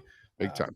No, that was a gem of a find, but yeah, props to whichever scout recommended, hey, this guy's on waivers, let's get him. Damn right. That's what I'm saying. I think this is a really, really, really good front office overall. I think it's one of the 5 best. But then the other point though about Sealer, if you recall, that's 2019, where that roster, they kept bringing in young guys after young guys after young guys. And then let's see if we can hit on a couple of those guys, and boom on Sealer, boom on Nick Needham. I don't remember if Mac Holland was another one. Look at this front office, Doggy. They draft your franchise quarterback, something no other front office has done since Don Shula. And then 2 years later, they draft a backup quarterback. It's pretty good, man. It's pretty freaking good. Rodgers in 2005. Yeah, it's pretty good, man. It's not too bad to do that in 3 years, that you get your starter and then you get your backup that you can develop. I think that's pretty good. I'm just saying, I've been impressed with what they've done. All right, what are you doing at alldolphins.com so folks can check you out, my friend? You asked me 2 minutes ago, but I know, but they might forget. I'll be happy to repeat. I did a ranking of the 20 veteran acquisitions in terms of their impact. I don't think it'd be a major shocker who's number one, but I ranked them all the way 1 through 20. No disrespect to 18, 19, 20. I also have a mailbag that just got published, and did the breakdown of the news of Brandon Scarlett being signed to the practice squad, and watch the guy. I think he's going to play a role on defense soon, much sooner than later. Yeah, he's very versatile too. So that's why I'm sure they'll could be your Agba replacement. Yeah. I can see something like that too. Overall, I'm with you there. Follow him on Twitter at Poopart NFL and catch his work there at alldolphins.com. Bookmark that. That officially makes you a Miami Dolphins fan when you bookmark alldolphins.com. Have a great weekend, my friend. Enjoy the bye week. Enjoy the red zone on Sunday. Yes, sir. You have a great weekend as well. That's right. And enjoy the coffee crisp later. There you go. We got to get a I got to get that coffee crisp. I used to like a cereal called Quisp. Quisp. It had a little Martian on it. Yeah, it was really good. Loved the Quisp. Play it. Close it out. You've been listening to the EJDconstruction.com Miami Dolphins Report with Sports Illustrated's Alan Poupart. For additions, home remodeling, and custom work, call Eric at 305-433-4843. EJDconstruction.com is your custom home builder and general contractor you can trust. 305-433-4843. All right. Ben Stilley can make some good moonshine. Okay, so that's a good one there. That is a good one there, baby. By the way, we're out here at Hialeah Park. We're going to be back here December 2nd. This is why we can't go to that San Francisco game. I completely forgot about that. So we are going to be out here at the Larry Little Hall of Famers night set for December 2nd out here. We cover it every year. We've got a Larry Little and a ton of the Hall of Famers like Dwight Stevenson, Emmett Thomas, Mercury Morris, Bob Greasy. Guys like that come to this event. And if you want to be a part of the golf tournament, you can't be here for the dinner. That's only the celebrities there and us two. Celebrities and us two. We're not celebrities. But we'll be interviewing all the celebrities, so you'll be able to watch it right here on the platform. But the day after, they have the golf tournament. And if you want to become a part of the Larry Little Legends Hall of Famers Night golf tournament, call 954-867-6511.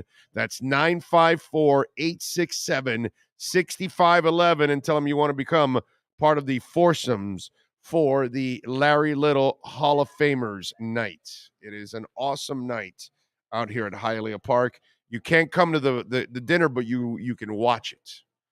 That's the really cool thing. So come on out here and enjoy it. You will love it. I promise you. By the way, Sports Grill tonight is Thursday. And at Sports Grill during NCAA and NFL games, $1.50 Bud Light drafts and bottles. They've got new cocktails, only $5 during NCAA and NFL games. Cherry lemonade, tailgate tea, $12 domestic pitchers. Bone-in wings are now 15% off. They've got the hot sauces available now. They're selling those sauces, the buffalo sauce, the Miami Heat, the blackberry, the barbecue, and the Dale. They've got those sauces. The Doral location is coming soon. Hopefully November, December, sometime like that it opens. And, of course, daily specials. Wednesdays, the kids eat for free with the purchase of an adult entree. Go to sportsgrill.com. There you go. Larry Little is a great man. Sweet, sweet man. Yes, he is. He's pure class, man. Larry Little is amazing. Sealer getting paid next offseason. Yes, he is. Yes, he is. Better pay him. They need him big time. He is an important player to this team, man. Imagine 2 and 3 years under McDaniel. Improving the D and special teams will complete this machine. I know. And the offense is going to be absolutely just mind-boggling. That's the beauty of it.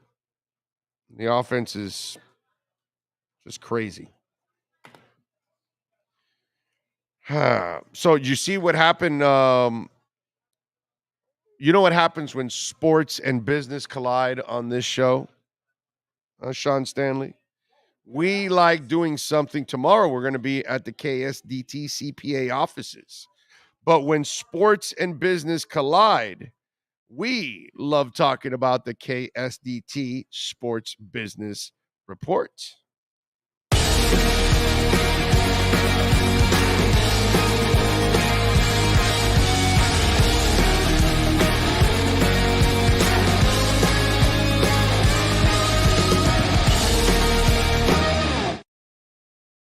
Yes. Well, Tom Brady, Seth Curry, Udonis Haslam, and many of the other faces that represented FTX are now being sued. Yep. The news is not good. They are being sued. And listen, I got to be honest. I don't know what they have anything to do with it. You got to do your own homework. And if you got into crypto because of Tom Brady or because of Udonis Haslam, then you're an idiot. If you got into crypto and what do I always say? Do your own homework. What do I always say? I'm not a financial advisor because I'm not. I'm a sports talk show host.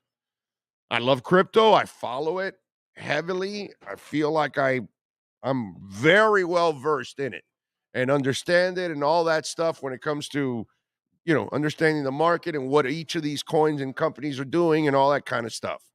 Okay? But it's still up to you.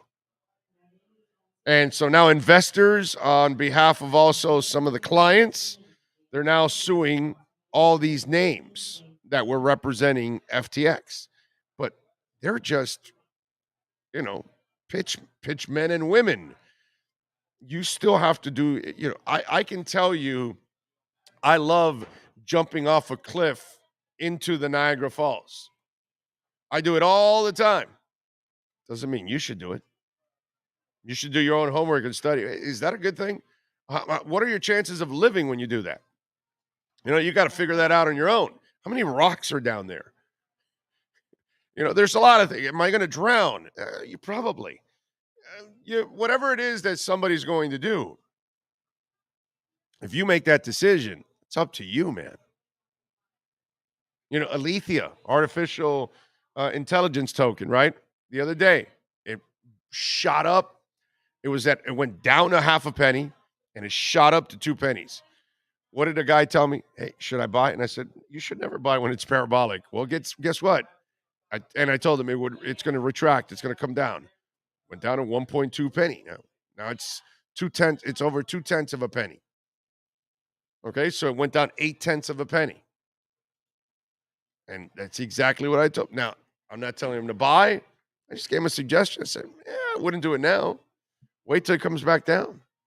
And then when it finds a floor is when I can get in if I want to get in. You still could be throwing away your money. Just like I could be throwing away my money. But it's up to you to do your own homework, to be suing Tom Brady.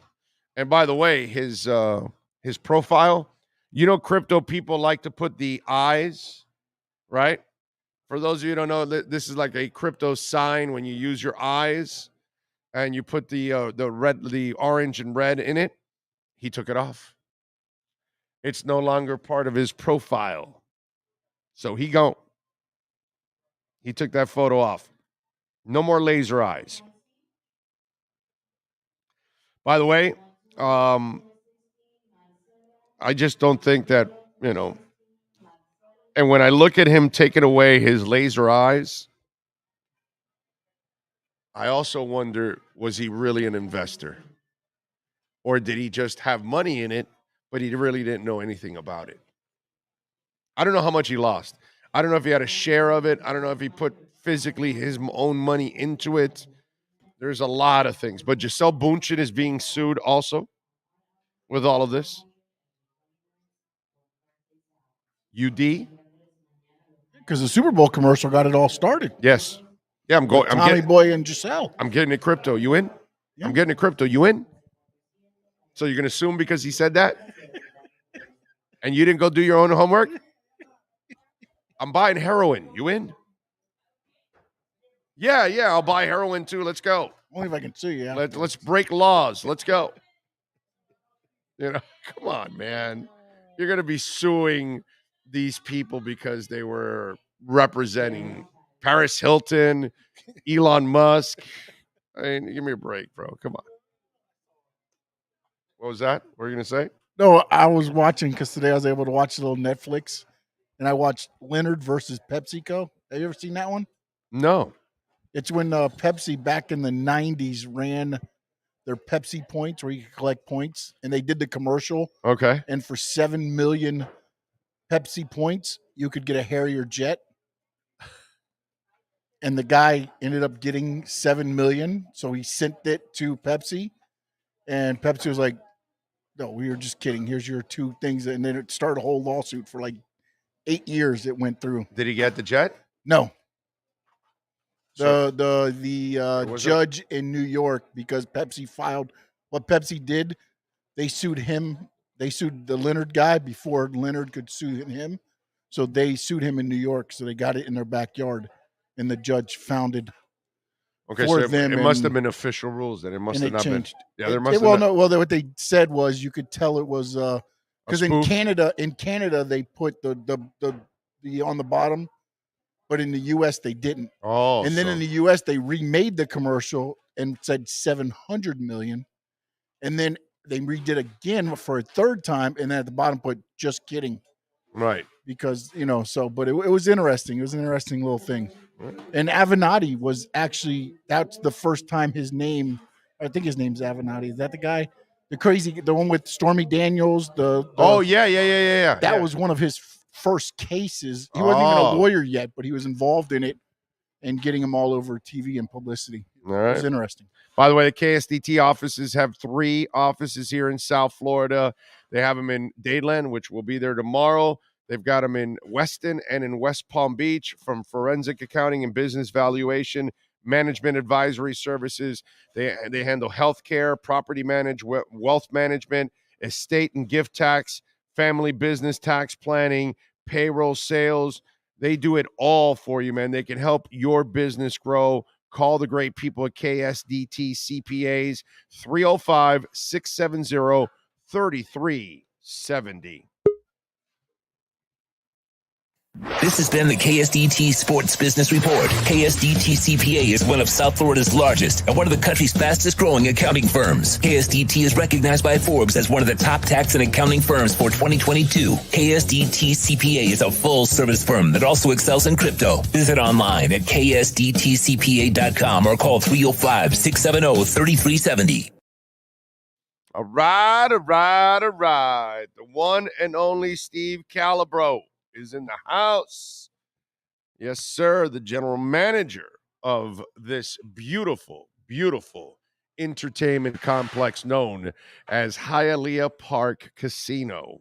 Come on out and join us, man, for the loosest slots. We talked about the Larry Little Legends event coming up, and we're giving away an F-150. So when do we give it away? On Saturday?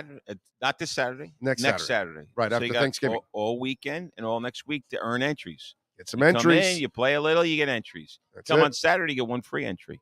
There you go. There you go. And it's nice. The pickup truck. It's amazing. I love. I'm not really an electric car guy, but I think it would be fun to own. Oh, for I sure. think it would be a fun vehicle to own. I'd love to own it. You know, I'll tell you what. I've never had a I pickup need truck, it, so I'd love to own but it. I think I'd like this one. Okay. The trunk is unbelievable. I know. It's a 5-body trunk, like we talked before. That's it. We measure by number of bodies that it fits. You know, I've only put out 2 or 3 at a time, so that's going to have plenty of space for me. So you can grow. I can grow. You can grow. So I you gotta see that as a I can positive. become Dexter. Right. So is that the official car for a Dexter? Not really. I don't think Ford would want that, but I think the answer is no. Anyhow, so the so what do you think about Tua 7-0 as a starter and finisher? and a finisher? Well, that's what counts. You can't give him a loss if he doesn't finish the game. Listen, I think the team's very good this year. I think. I got my house already in Arizona. Oh, you got the house ready for the Super Bowl? We rented a 3-bedroom, 3-bath in Phoenix. Well, look, already. I'm hoping that you are a good planner and you've done the right thing. Well, if I do it in December, you know the kind of money I'm going to pay. I know, but it might be a smidge premature. I don't know. A smidge. Now, look, are the realistic. Dolphins better than the Bengals from last year? Yes. So then, okay, and then I'll throw another one at you. Who can't they beat in this conference? I think Kansas City. They can't beat Kansas City? I think it's a struggle. Okay, I disagree. I think they can beat Kansas City. It's going to be a tough one. I mean, I don't think. And I think I don't think Kansas City's nearly as unstoppable as you think they are. They're pretty tough. And they're pretty tough. And Miami's offense? They're very good. They're exceptionally Their good. offense is not better than Miami's. And it would be a hell of a championship You do know game. that, right? No, I know. But Oh, it okay. could be a All hell right. of a championship game. Tyreek against his, that's a hell of a championship game. I know, but that's what I'm saying. I don't see any Buffalo or Kansas City are the only two teams that you could say are better than Miami. But having said all that, they can beat those two teams. They already beat Buffalo once. They did. I can tell you, Buffalo, something's weird about Buffalo. It's almost like they're cursed. The whole thing, they couldn't get to this. They 4 Super Bowls and they couldn't win. With Kelly, Kelly's a great guy, and I certainly reach out to him. So in a my positive black way. magic is working, is what you're saying. It's some kind of the curse of the Bambino. Well, if you go to Hialeah and you go see a little Cuban old lady and you get a little Santeria. You said Santeria. Santeria, and that's it. And that's the problem. Working. I can tell you it's working because Buffalo shouldn't be struggling. I understand the injury is one thing, but putting that aside, his elbow injury, that's Josh Allen. But they shouldn't be struggling at the level they're struggling. Well, one of the things I've talked about is Brian Daboll. Yeah, maybe. Look at the Giants, and they're frauds. Yeah, and they're complete frauds, and he's done a marvelous job. That's a sign of a hell of a coach. That's my point. I mean, so maybe Daniel Jones is looking good. Maybe that's a hard sentence to say for most people that ever have watched the NFL in a day. Maybe Ken Dorsey isn't as good as Brian Daboll. It's there's something weird. It's like the Bills peaked in week 2. You know what I mean? And it kind of went like a little bit south every so often since then. He's got something weird going on with the Bills. I gave this stat 2 days ago. In the last 3 games, he's got 3 touchdowns and 6 interceptions. He's got a 57% completion percentage, 9 sacks in 3 games. The last 3 games, they're not playing well as a team. They're playing really bad. They literally peaked in the first 2-3 weeks. That's why I think Miami. The ball bounces your way. They have a chance. They have a shot. Can you say that since Marino was there? No, you can't, and that's a good thing. But I can tell you something too. And now all the Dolphin fans are going to start. They're going to type in. They're going to say, "Throw Big O, Sean, just punch Steve Caliber on the face right now." But you can there's probably some guy doing a radio broadcast in New York saying the same thing about the New York Jets. They don't have a quarterback. I know, but they're amazing. What they are accomplishing against backup quarterbacks. Every game has been practically a backup quarterback. It's a little bit bizarre that they're winning the games they're winning. That's what I'm saying. They beat Buffalo. I know. I mean, they beat us. I was at the game. But they beat two backup quarterbacks. They beat the third string us. I get it. But it wasn't bad until the fourth quarter. Right. It was a game until the fourth quarter, and then the turnovers. Sanders makes the field goal, we're winning 20-19. Right. And the fourth quarter might be different, but you talk about that's probably the definition of the wheels falling off in the game. I mean, that was just bizarre. But my point is that there's some radio host up in New York saying the same thing. It's fine. And he's got a legitimate point. Yeah, no, he doesn't. Their world, he does. Their 2 quarterbacks aren't even coming close to the way Tua's dealing. Tua's the best quarterback in the NFL right now, statistically. He's doing an amazing. He looks sharp at the game. I mean, it was like at this past week. I went to the Cleveland game, and it was like this feeling of confidence when he got on the field.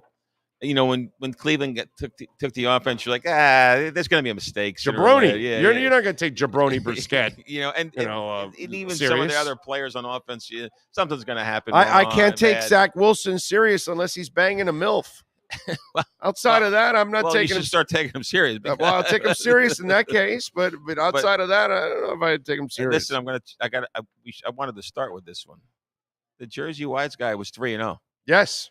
He was 3-0. I saw that, and I remember, he let me know it too. I like one of his picks. You didn't like one, I was like, and I think he's gone bonkers again. This is like he's the bonkers version of Jersey Wise guy. And I was horrible in my picks. I mean, I should never pick. Just remind me never to pick football. Unless I want to just throw money. I told you about those. I know some of the issues on those games you were talking about. I was horrible. But the Jersey Wise guy was 3-0. He was, and he had a nice little comeback. Listen to his picks this week. All right, let's go. I mean, like it's. He likes the Colts +7 over the Eagles. Remember, he lives in the Philadelphia region. It's interesting. That's a tough one. Now, So he's telling me that the Eagles are complete frauds. I don't. Oh believe, wait! I'm sorry. I read this wrong. That's a bonus pick. He went a little goofy. He went goofy. Okay, so that's a bonus pick. That's a bonus fourth pick. Yeah. He's got so two. He's got the Colts plus 7. That's a bonus pick, not one of the 3. I literally was reading the text message from the bottom up. So he likes this. Might be worse. He likes the Pats over the Jets. Oh, I love that game. -3. What's the? No. I'm talking of the 3 picks. 3.5. Okay. Well, it was 3 when he was looking. No, right? the Jets never beat the Pats in New England. They never. They kill them all the time. He talked to me and he said, Belichick's got their number. Yeah. He's gonna run them down. He's gonna run it down their throats. All that. He likes the Bills over your Jacoby boys there, the Browns. Jabroni Brisket. Jabroni. That's 8.5 points. Yeah. I have a problem with that game. 8 points is tough. Well, 8.5. It says. Here's my problem with this game now. It's in Detroit. It's in Detroit. They moved the game. They just moved the game. 6 feet of snow's coming. 6 feet of snow in Cleveland. No, in Buffalo. So now they're moving to Detroit, and by the way, they're playing. It's like 2 inches. Rest of the country. They're playing 2 games in 5 days in Detroit. They play Sunday and they play Tuesday. But Detroit's indoors.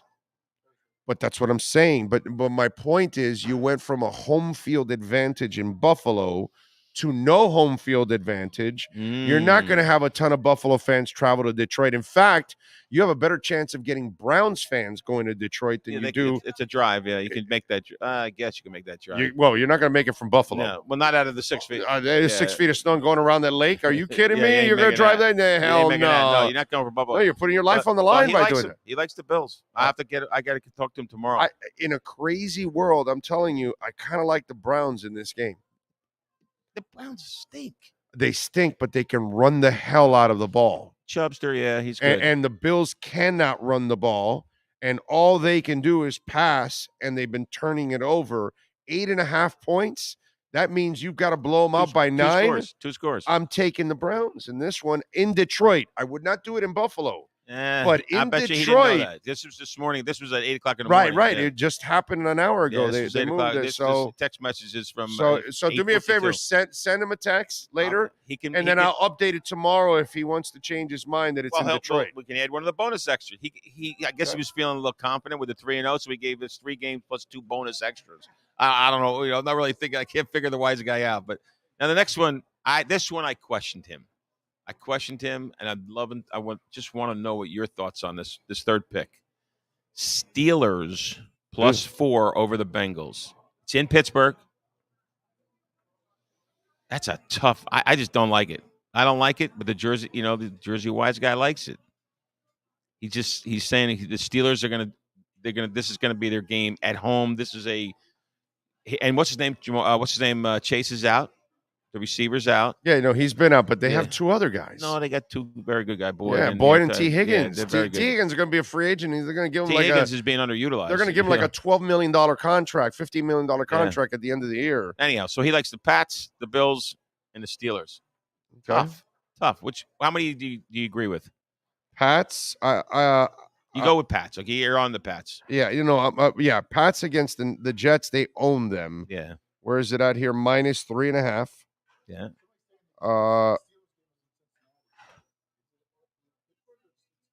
The Steeler game is in Pittsburgh. It's in Pitt. Yeah, it's in Pitt. Yeah. So Cincinnati at Pitt, and he likes Pitt plus the 4. Okay. I mean, look, that's a game. That's a game I wouldn't touch because Pittsburgh can play enough defense to maybe keep it close. But I don't trust that they have a young quarterback. So I think they can lose by that touchdown. Listen, the quarterback's from Jersey. The quarterback at Pittsburgh is from Jersey. As a matter of fact, I still keep a little home in New Jersey, right? Mm-hmm. The Jersey Shore, the whole 9 yards, right? That's right. Do you guys understand this phrase, going down the shore? Of course. Yeah, that's what we do. And there was a guy on the TV the other day. My wife and I were watching it, and he said, "Well, I was down the shore this weekend." And I said, "I don't know if the rest of the country hears and understand when they hear down the shore, but they know what that even means. You know what I mean?" Right. Anyhow, so we have a house down the shore down there, and it's like where our family gets together, right? So you got Bills -8.5, Colts +7, Pats -3, and Pittsburgh +4. Go ahead. I'm sorry. And the Steeler quarterback is from down the shore, Ocean Township, and he was a pretty good high school player. Oh, Very no, good. I like him. He's I decent. like Kenny Pickett. He's a good. No, he's a no, good don't get me quarterback. wrong here. I like Kenny Pickett. I think he's a nice developmental guy.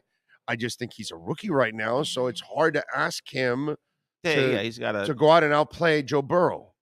You know what I mean? I just think Joe Burrow and Mixon is playing better now. Mixon has had a couple of games in the last 2-3 games. So Very good. that's where I think that things are turning around a little bit for Cincinnati. Anyhow. I just wouldn't touch that game. All right, so you're one, you hate one, and you wouldn't touch one. You're 1-1-1. I like the Pats -3. Bills. And the no, I don't like the Bills. Jabroni's not that good. I don't think Jabroni's good, but he could throw 2 or 3 interceptions in any game. The Detroit thing completely changed my game on it. I I don't want to give it. I'm going to talk to if Jersey you were Wise in guy. if you're in Buffalo -8.5 with that weather, everything With on 20 your degrees, side, yeah, and Detroit and the Browns, okay, so now you bring them into that weather. Okay, now I got it. Although the Browns are kind of built for that weather because Nick Chubb. They are the best running team in the NFL. Yeah, so that, but that would say, and that's why I think the Browns will keep it kind of close at 8.5. 8.5 is a lot of points. They can run the hell out of the ball. And then the bottom line is the Bills aren't playing well. But you're gonna love the 2 bonus picks. All right. You got Colts. Colts +7, right, over the Eagles. I don't know about that. The Eagles are good. Although the Eagles could have a letdown at some point in time, and isn't Brown his ankle's messed up a little. Yeah. He's messed up a little. Yeah. Anyway, the next one, maybe he was doing this for me because he knew that before I was a Dolphins fan, I was also a Giant fan. He likes the Giants -3 over the Lions. The Lions could lose anything, and they could score a lot of points, and they could lose, and they're pretty bad. Although they had a good week this week. I love rooting for the Lions because they're so pathetic. I mean, you talk about rooting for the underdog.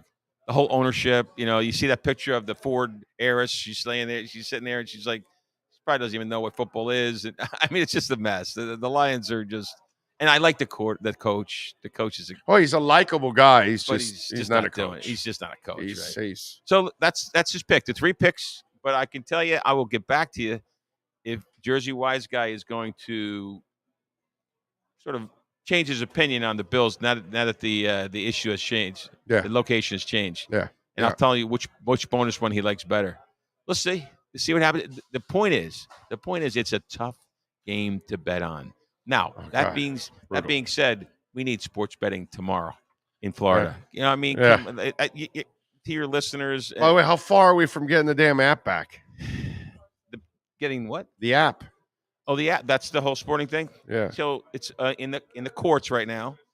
The Seminoles have to win, and then we sort of get it. But we don't know if they win what we get. Do we get the app and in-person betting? There could be a little bit of a change, right? I doubt it. If there's a change, we'll just get the app. But I can tell you that even the Seminoles are a little frustrated, but they feel real confident they're going to win, and then we'll get the app. But I was told before the end of the year, it's November. Right. You know what I mean? And it's a court system. Who knows? November could they'll end push of the it year into could next be year. March 3rd. You know what I mean? Yeah. What year? So, but my point to all your listeners, a lot of them living in Florida, we need sports betting. We're like almost archaic. You know what I mean? And believe me, from a casino management and ownership standpoint, we're not going to light it up and make zillions of dollars. Of course, Steve, he runs a casino. He's going to make lots of money. No, it's a little profit. Extra. It's nice amenity. It's to give an extra amenity so to all the people that are here. Sitting there betting poker, and he says, "You know what? Let me bet on 2 or 3 games." Dude, he's here on Sunday playing poker. He can go at the games and keep playing poker and watch the games because we've got tons of TVs all over the poker room. So now he's in action, in 2 ways. He's in action on the table. He's in action, watching the game or a horse race, whatever. 3 or 4 ways, right? So, but it's just like it's almost like embarrassing. Here, like 30 plus states have sports betting. States that are like like useless states, that have sports betting, and we don't. I mean, there's depends on what side do you want to be on, red or blue. And so it seems that it's always harder to get it through with the red folks because they've got the conservatives on that side. Yeah, but they approved it in Florida. It was. I'm going to tell you what happened. I'm going to give you the real deal. DeSantis is not your normal Republican, actually. DeSantis made the deal. Right. And then we got it. Right. And then somebody who will be unnamed filed a lawsuit and threw a whole wrench in the mix. Right. And now we don't have sports betting. Right. And by the way, they're really getting out of the game, is what I hear. They're getting out of the game. The people that filed the lawsuit are really sort of getting out of the game in terms of selling their place. We'll see what happens in the future. I might be right. I might Do we be have wrong. it in New York? Yes, sports betting in New York. Matter of fact, sports Wow. betting in New York. Well, they got a Democrat leading there. So why Forever, not? for the last 170 years. They have it in New York. So do they have it in Texas? No. No. Republican. No. It's like that. That's a thing. It's a thing. But we got past the government. I'm telling you, hurdle. bro, we got to get rid of the extremes on each side. I know, but I think most normal Democrats and Republicans can come to agreements on 80%, 80% of most the topics, everything, 70 to 80% of the topics. Idiot extreme Democrats and extreme Republicans that screw everything up. Dude. Yeah. So from now everything, on, bro. you know, the extreme thing is, you know, we got to be. Now they're worried about pronouns. But anyhow, so that being said, let's not go there because it's like doesn't make sense. Half that stuff is so ridiculous. But, you know, I understand it. I respect it, but it's ridiculous. Anyhow, sports betting, the thing that hopefully we'll have, I'm being told this before the end of the year. I think it's more of a first quarter 2023. Oh. I got a question for you before I leave. And one guy goes, the Republican Party is changing. I hope so, man. It's going to be a civil war, by the way. Yeah. It'll be a civil war in that Republican Party. Yeah, that's going to be really it's entertaining. Not going to be a pretty... Yeah, the change could be a little ugly. The intelligent have to get rid of the extremes, and when they get rid of the extremes, and then they're going to be fine. I'm telling you, if they land on DeSantis, they win in 2024.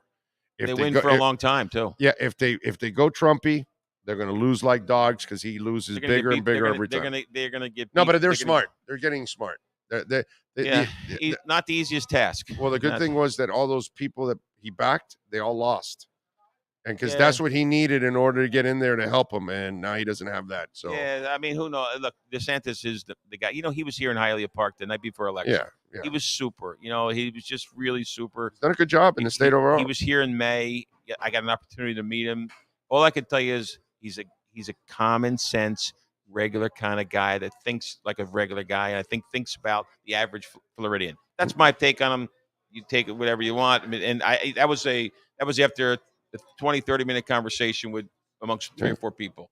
And nice guy, great and capable. No, and he sort of kept us open, brought more business, and sort of knocked it out of the brought park. Gambling.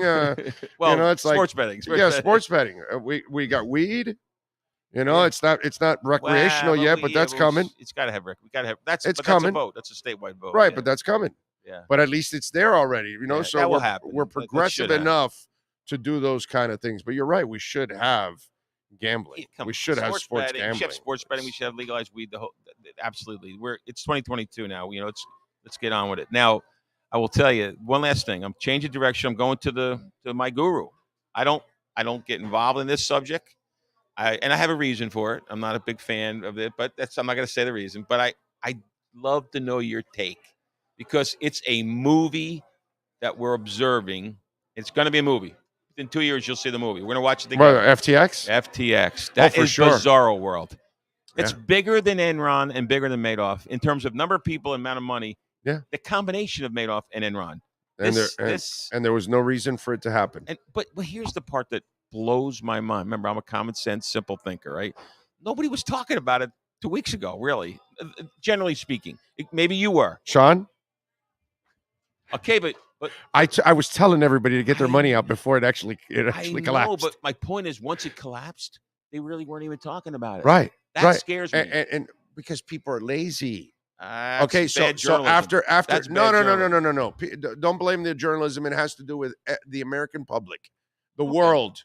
Everybody's lazy. There's over $2 billion of Bitcoin that's been moved off exchanges now in the last couple of days. Well, that's the reaction. But now, you should have done that before. You would have never lost a penny at FTX. I know. I tell people all the time, I have all my crypto. I don't have it on exchanges. I have it in a cold storage wallet. It's offline. Can't hack it. Can't get to it. That's it. That's where the idea of crypto is that you become your own bank, that you become sustainable on your own. Okay.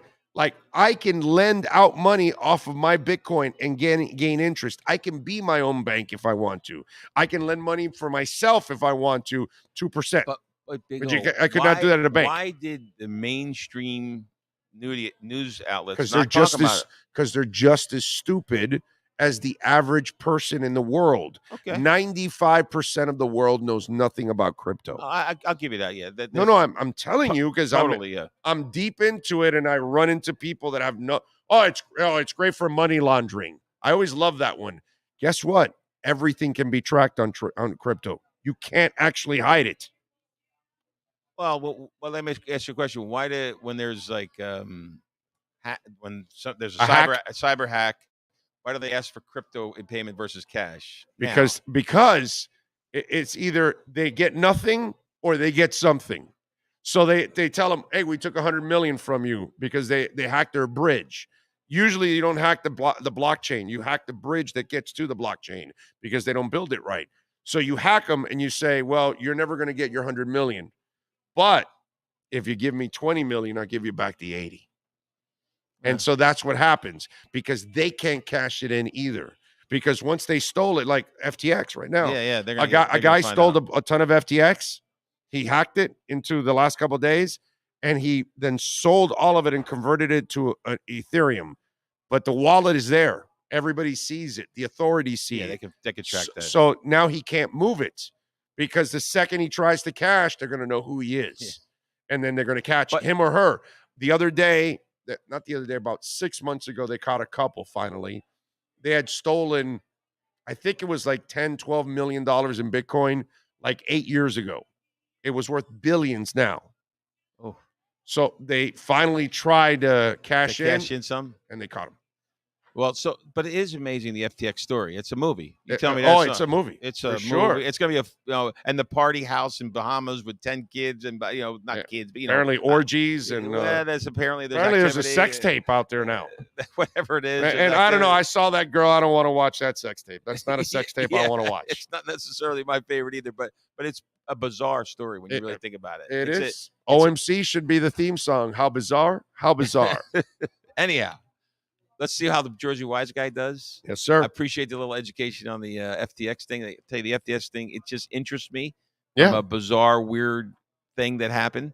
And it's going to be, we'll watch. But this is, you know what? And I hate to say this. This was all good because it washes out. Yeah. There's a cleansing. There's a cleansing of all the thieves and the people that you don't want in part of it. And this has been happening 100 years in the regular markets with investment firms and banks and all that. The difference is that the banks are FDIC insured. Right. So you save your ass, up to 100,000, right? I think it is, right? Or something like that. Some 250 more. I think it's 250. 250. I think it's 250. So you save yourself up to. But see, a guy like you, you're going to have 10 multiple 10 accounts or something like that. That's what Sean does. Sean's probably got 20 accounts. But he's got tons. But the so one last thing before I leave too. Your opinion. I'm not going to the game this week. There is no game this week. The next game, which I'm not going to see next week because I'm here at Thanksgiving. Okay. Right, but the next game I'm not going. We're here Tuesday next week. I understand. I'll be here, but I think the wise guy can come help us out for Thursday. I will try, but I tell you, Tuesday is going to be a little goofy because I'm taking Wednesday off. Guess where I'm heading? You're not going to believe where I'm heading. We can get you on the phone, bro. All right. Okay? But you know where I'm heading? Where? To Jersey. Oh. Why not? So anyhow. Shocker. So I just want to talk ahead. Like the Houston game, I'm not going to be attending because I'll be in Jersey, right? Yeah, that's Club and Seals. It's going to be like. It's Club and Seals. Yeah, it should be. It's a cakewalk. It should be the worst team against the run. Really? And the run just woke up. You know who looks good? This Wilson guy. Yeah. My because he knows the system. Yeah, he's very good. He knows the blocking scheme. He knows Chase Edmonds. He knows where the holes are going to develop. How about Chase Edmonds couldn't make it? It's he was from an inside zone scheme. There's an outside zone scheme. So it's just he and that happens in football. Moser all the looks time. good too. Moser's been good the whole year. Yeah, I was a little. But now he has the complement to him. Yeah. And the fullback looks good too. I mean, it fantastic. could be a 2-touchdown blowout. Easy. Easy. They're going to run the hell out of him. They did it. Cleveland was terrible against the run too. They were like 29th or 30th. Cleveland. And this team's 32nd. So Cleveland Miami is going to, and that offensive line for Miami looked really gelling good. Nice. Gelling nice. Anyhow, thank you. I'll try to be here Tuesday. Let's see what love. the Jersey wise guy does. Yeah, for Thursday. And then someday you'll have to get you up to Jersey. Don't come in the winter. I don't really go there in the winter. Well, either. we might go to Sloman's again next year. Where is what town? It's in Rhode Island. No, Long Island. I'm sorry, Long Island. Long Island. You know how far that is from New I know, Jersey? I It's know. like going to It's like a train. It's going to like Jacksonville. It's like a train. Well, Long Island. You can get to the city. You can get to you can go Yeah. from Long Island into Manhattan. Right. And then then I'll tell you. No, but we stay in Manhattan. Even though we're in Long Island, we stay in Manhattan. Oh, that's even better. You're staying in Manhattan, then you take a train out to Long Island. Right. Right. So then what you do is you jump on a train station, you go the other way, go to Metro Park. It's my old hometown. We'll pick you up right there. I'll show you Jersey. All right. Beautiful. Yeah, but you got to promise me you got to take me to the Bada Bing. Bada Bing's right there. I got to go to the Bada Bing. Like within I miles. have to go to the Bada Bing. Bada Bing and what's it? Pizza King. Oh, Pizza King. Pizza that King, would be yeah. awesome. Good pizza. Yeah. There's great pizza in New Jersey. Obviously. I mean, in Florida, I'm still looking for good pizza. I find a couple of places. We got some places. But I can tell you, for every good one, there's like 4 bad ones. Have you had Cazzola's down on 17th off of US 1? No. Good? That's the kind of pizza you would like. Yeah, I got Cazzola's. Cassola's'. So here's another one, too. They say Steve's Pizza was pretty good. Excellent. On Biscayne. Yeah, they opened one in Fort Lauderdale. It was just okay. Right. But they said, it's not the real original Steve. one is the one on Biscayne. Yeah, everybody tells me Steve's. I haven't been to. It's good. Shame on me. It's good, but Cazzola's better than Steve's? I would say yes. I would say try it. Cazzola's is better than Steve's. Giant slices. Giant New York slices. Quality, not quantity. No, but I'm saying that's how they give you delicious slices, but they're huge. They're good. All right, man. I'm going to try it. All right, man. All right, baby. Appreciate Hopefully you. see you Tuesday, and let's see what the Jersey Wise guy does. You got it. Appreciate Adios, you, man. guys. There you go. Steve Calabro, baby. Hi, Aaliyah Park. Thank you, my brother. There you go. Enjoy your weekend, my friend, and enjoy the Red Zone on Sunday. So that way we get to watch the Red Zone. Yeah. There you go. It's a beautiful thing. By the way, I'd be remiss if I did not mention congratulations to Sandy Alcantara, baby. The Cy Young. And the only thing that when I watched that, him getting the award, it's awesome because it's a lot like Jose. Every 5 days, you've got to watch the Marlins because Sandy's pitching, because Jose's pitching. It's just one of those things. It's a show. It's something you want to watch. And it was unanimous, too. He was, the 15th unanimous winner of the Cy Young. That's incredibly impressive and well-deserving. The only thing that kind of bothers me a little bit is that the Marlins as an organization don't represent him like he represents them. When you have a talent like Sandy, you want him in a Dodgers uniform. You want him in a Yankee uniform. You want him in a Red Sox uniform. You want him in a Houston Astros uniform now. Those kind of teams, because they're the kind of teams that are spending the money in order to try to win a World Series. When you watch players like this, I know selfishly for us, it's fun, but it's not for him. He can tell you whatever he wants, but it sucks to go out on the mound knowing my team's not good enough. Sucks. That's not a fun thing to know that you're not going to win. And when you have a Cy Young on a team that didn't win 100 games, didn't go deep in the playoffs, didn't win a title, didn't win the pennant, there's a hollow part to it. For him personally, no. But collectively, yeah. And listen, I don't know if Bruce Sherman thinks that way. I don't know if he has that kind of pride, but he's failing Sandy. He's failing him. No, you can't have Marino and not try to compete. It's not right. You don't do things like that. When you acquire, draft, or whatever, and you have Andrew Luck and you allow him to get pummeled every year because you can't build a line, you're a failure. And that's the one thing that bothers me about watching Sandy win the Cy Young. He won it, and he had no chance to build on it so it could mean something even more than just stats. That it was part of a winning season. It was part of a playoff run. It was part of a championship. That's where it means something. Sad. By the way, Glenn Geffner, I saw where they announced where they were letting him go. Glenn looked like a really good dude. I think I talked to him maybe once or twice while he was here. Didn't really get to know him well, but did enjoy his work. And the part that I found very interesting in Barry Jackson's article, Sean, they said that did you read why they let go of Glenn Geffner? Barry found out. Oh, they thought he was too stats oriented. And so they want an announcer that's more conversational. Exactly.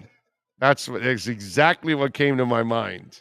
And I go, I don't blame them, because when your franchise can't put up any stats and your team sucks, and what you got, maybe Sandy coming up and another pitcher or two, but outside of that, your offensive stats are pathetic. There isn't a lot of positives to really talk about if you're Glenn Geffner. So you want a conversationalist. In other words, you want a bullshitter for 9 innings. Yeah. Hey, just, talk them up and avoid all the issues we have or any trades that we don't make or money we don't spend. A conversationalist they want. I'm sorry. Last time I checked, that's what baseball is, dude. It's all about stats. That's what makes the game amazing. But that's fine. Conversation, go ahead. Knock yourself out. The other thing that I saw, and if you're a Dolphins fan, you got to be happy with this. Your team is 7-3. You're 7-0 when Tua starts and finishes games. You're one of the better teams in the league now. You've got actually a shot now to go to the playoffs, and who knows, maybe you'll make some noise in the playoffs. Deshaun Watson started practicing this week with the Browns. I mean, it is fantastic that Dolphin fans don't have to deal with that scumbag. Okay? I mean, that is awesome. You get Tua, who's a great dude, a fantastic human being, never going to embarrass you like this guy has. And the Dolphins have done so many stupid things over the years on a consistent basis. And it's led by a dumb owner, which unfortunately, Stephen Ross, I get it. Your heart's in the good place. And I get you spend money. But when it comes to your mind, I don't want it anywhere near football because you don't know a goddamn thing about football. Okay? You're an embarrassment to the entire fan base and to the franchise. Sign the checks and stay in the suites and don't make any football decisions. You are not actually suited for it. You're not educated for it. You're not smart enough for it. And so you were about to embarrass this franchise by allowing Flo, who was, wanting Watson, and you were actually going to entertain that. And think about this. We would have gone through all these weeks with backup quarterbacks, no chance to make the playoffs, and then now you got to deal with Deshaun Watson, who you don't even know if he's going to come back to form. Because he's been away from the game so long, it is hard. It's not an easy thing to do. But I love that Dolphin fans don't have to deal with this storyline. They actually have a guy in Tua Tagovailoa that knows how to represent your franchise. And by the way, he's a baller. It's a beautiful thing. I saw that this week, and it's like the Browns, they're a clown show. They're out of the playoffs again. By the time he plays, it's week 13. You're out. And we'll see you next year. But what I'm glad is the Dolphins never have to deal with this again. They got a much better quarterback situation with Tua there. No baggage. And the dude is balling like one of the best quarterbacks. So statistically, he's the best quarterback in the league. Pretty cool for Dolphin fans that you don't have to carry that burden anymore and deal with that crap. I love it. All right. we're out of here. We got to thank Omar Kelly. We got to thank Alan Poupart from Sports Illustrated. Of course, Steve Calabro.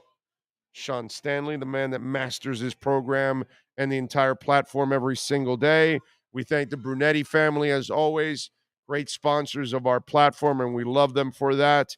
And we thank Steve Calabro, Frank Fiore, and all the amazing people out here at Hialeah Park that make it nice and easy for us to broadcast every single week. We'll be back here next week on Tuesday. Thursday is Turkey Day. We're off, by the way. Okay? Wow, we got a Sunday and a Thursday this week.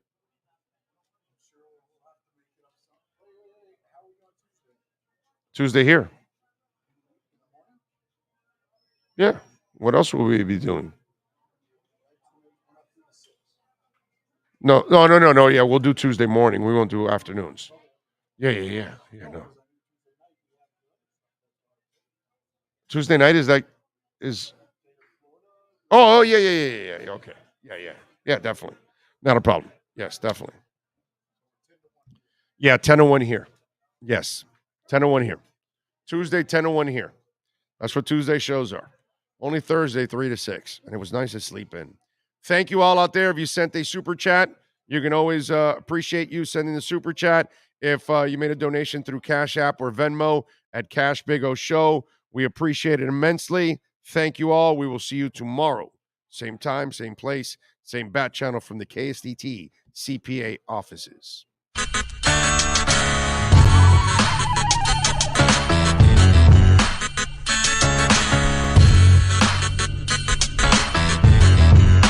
This is the Big O Show. This is the Big O Show. This is the Big O Show.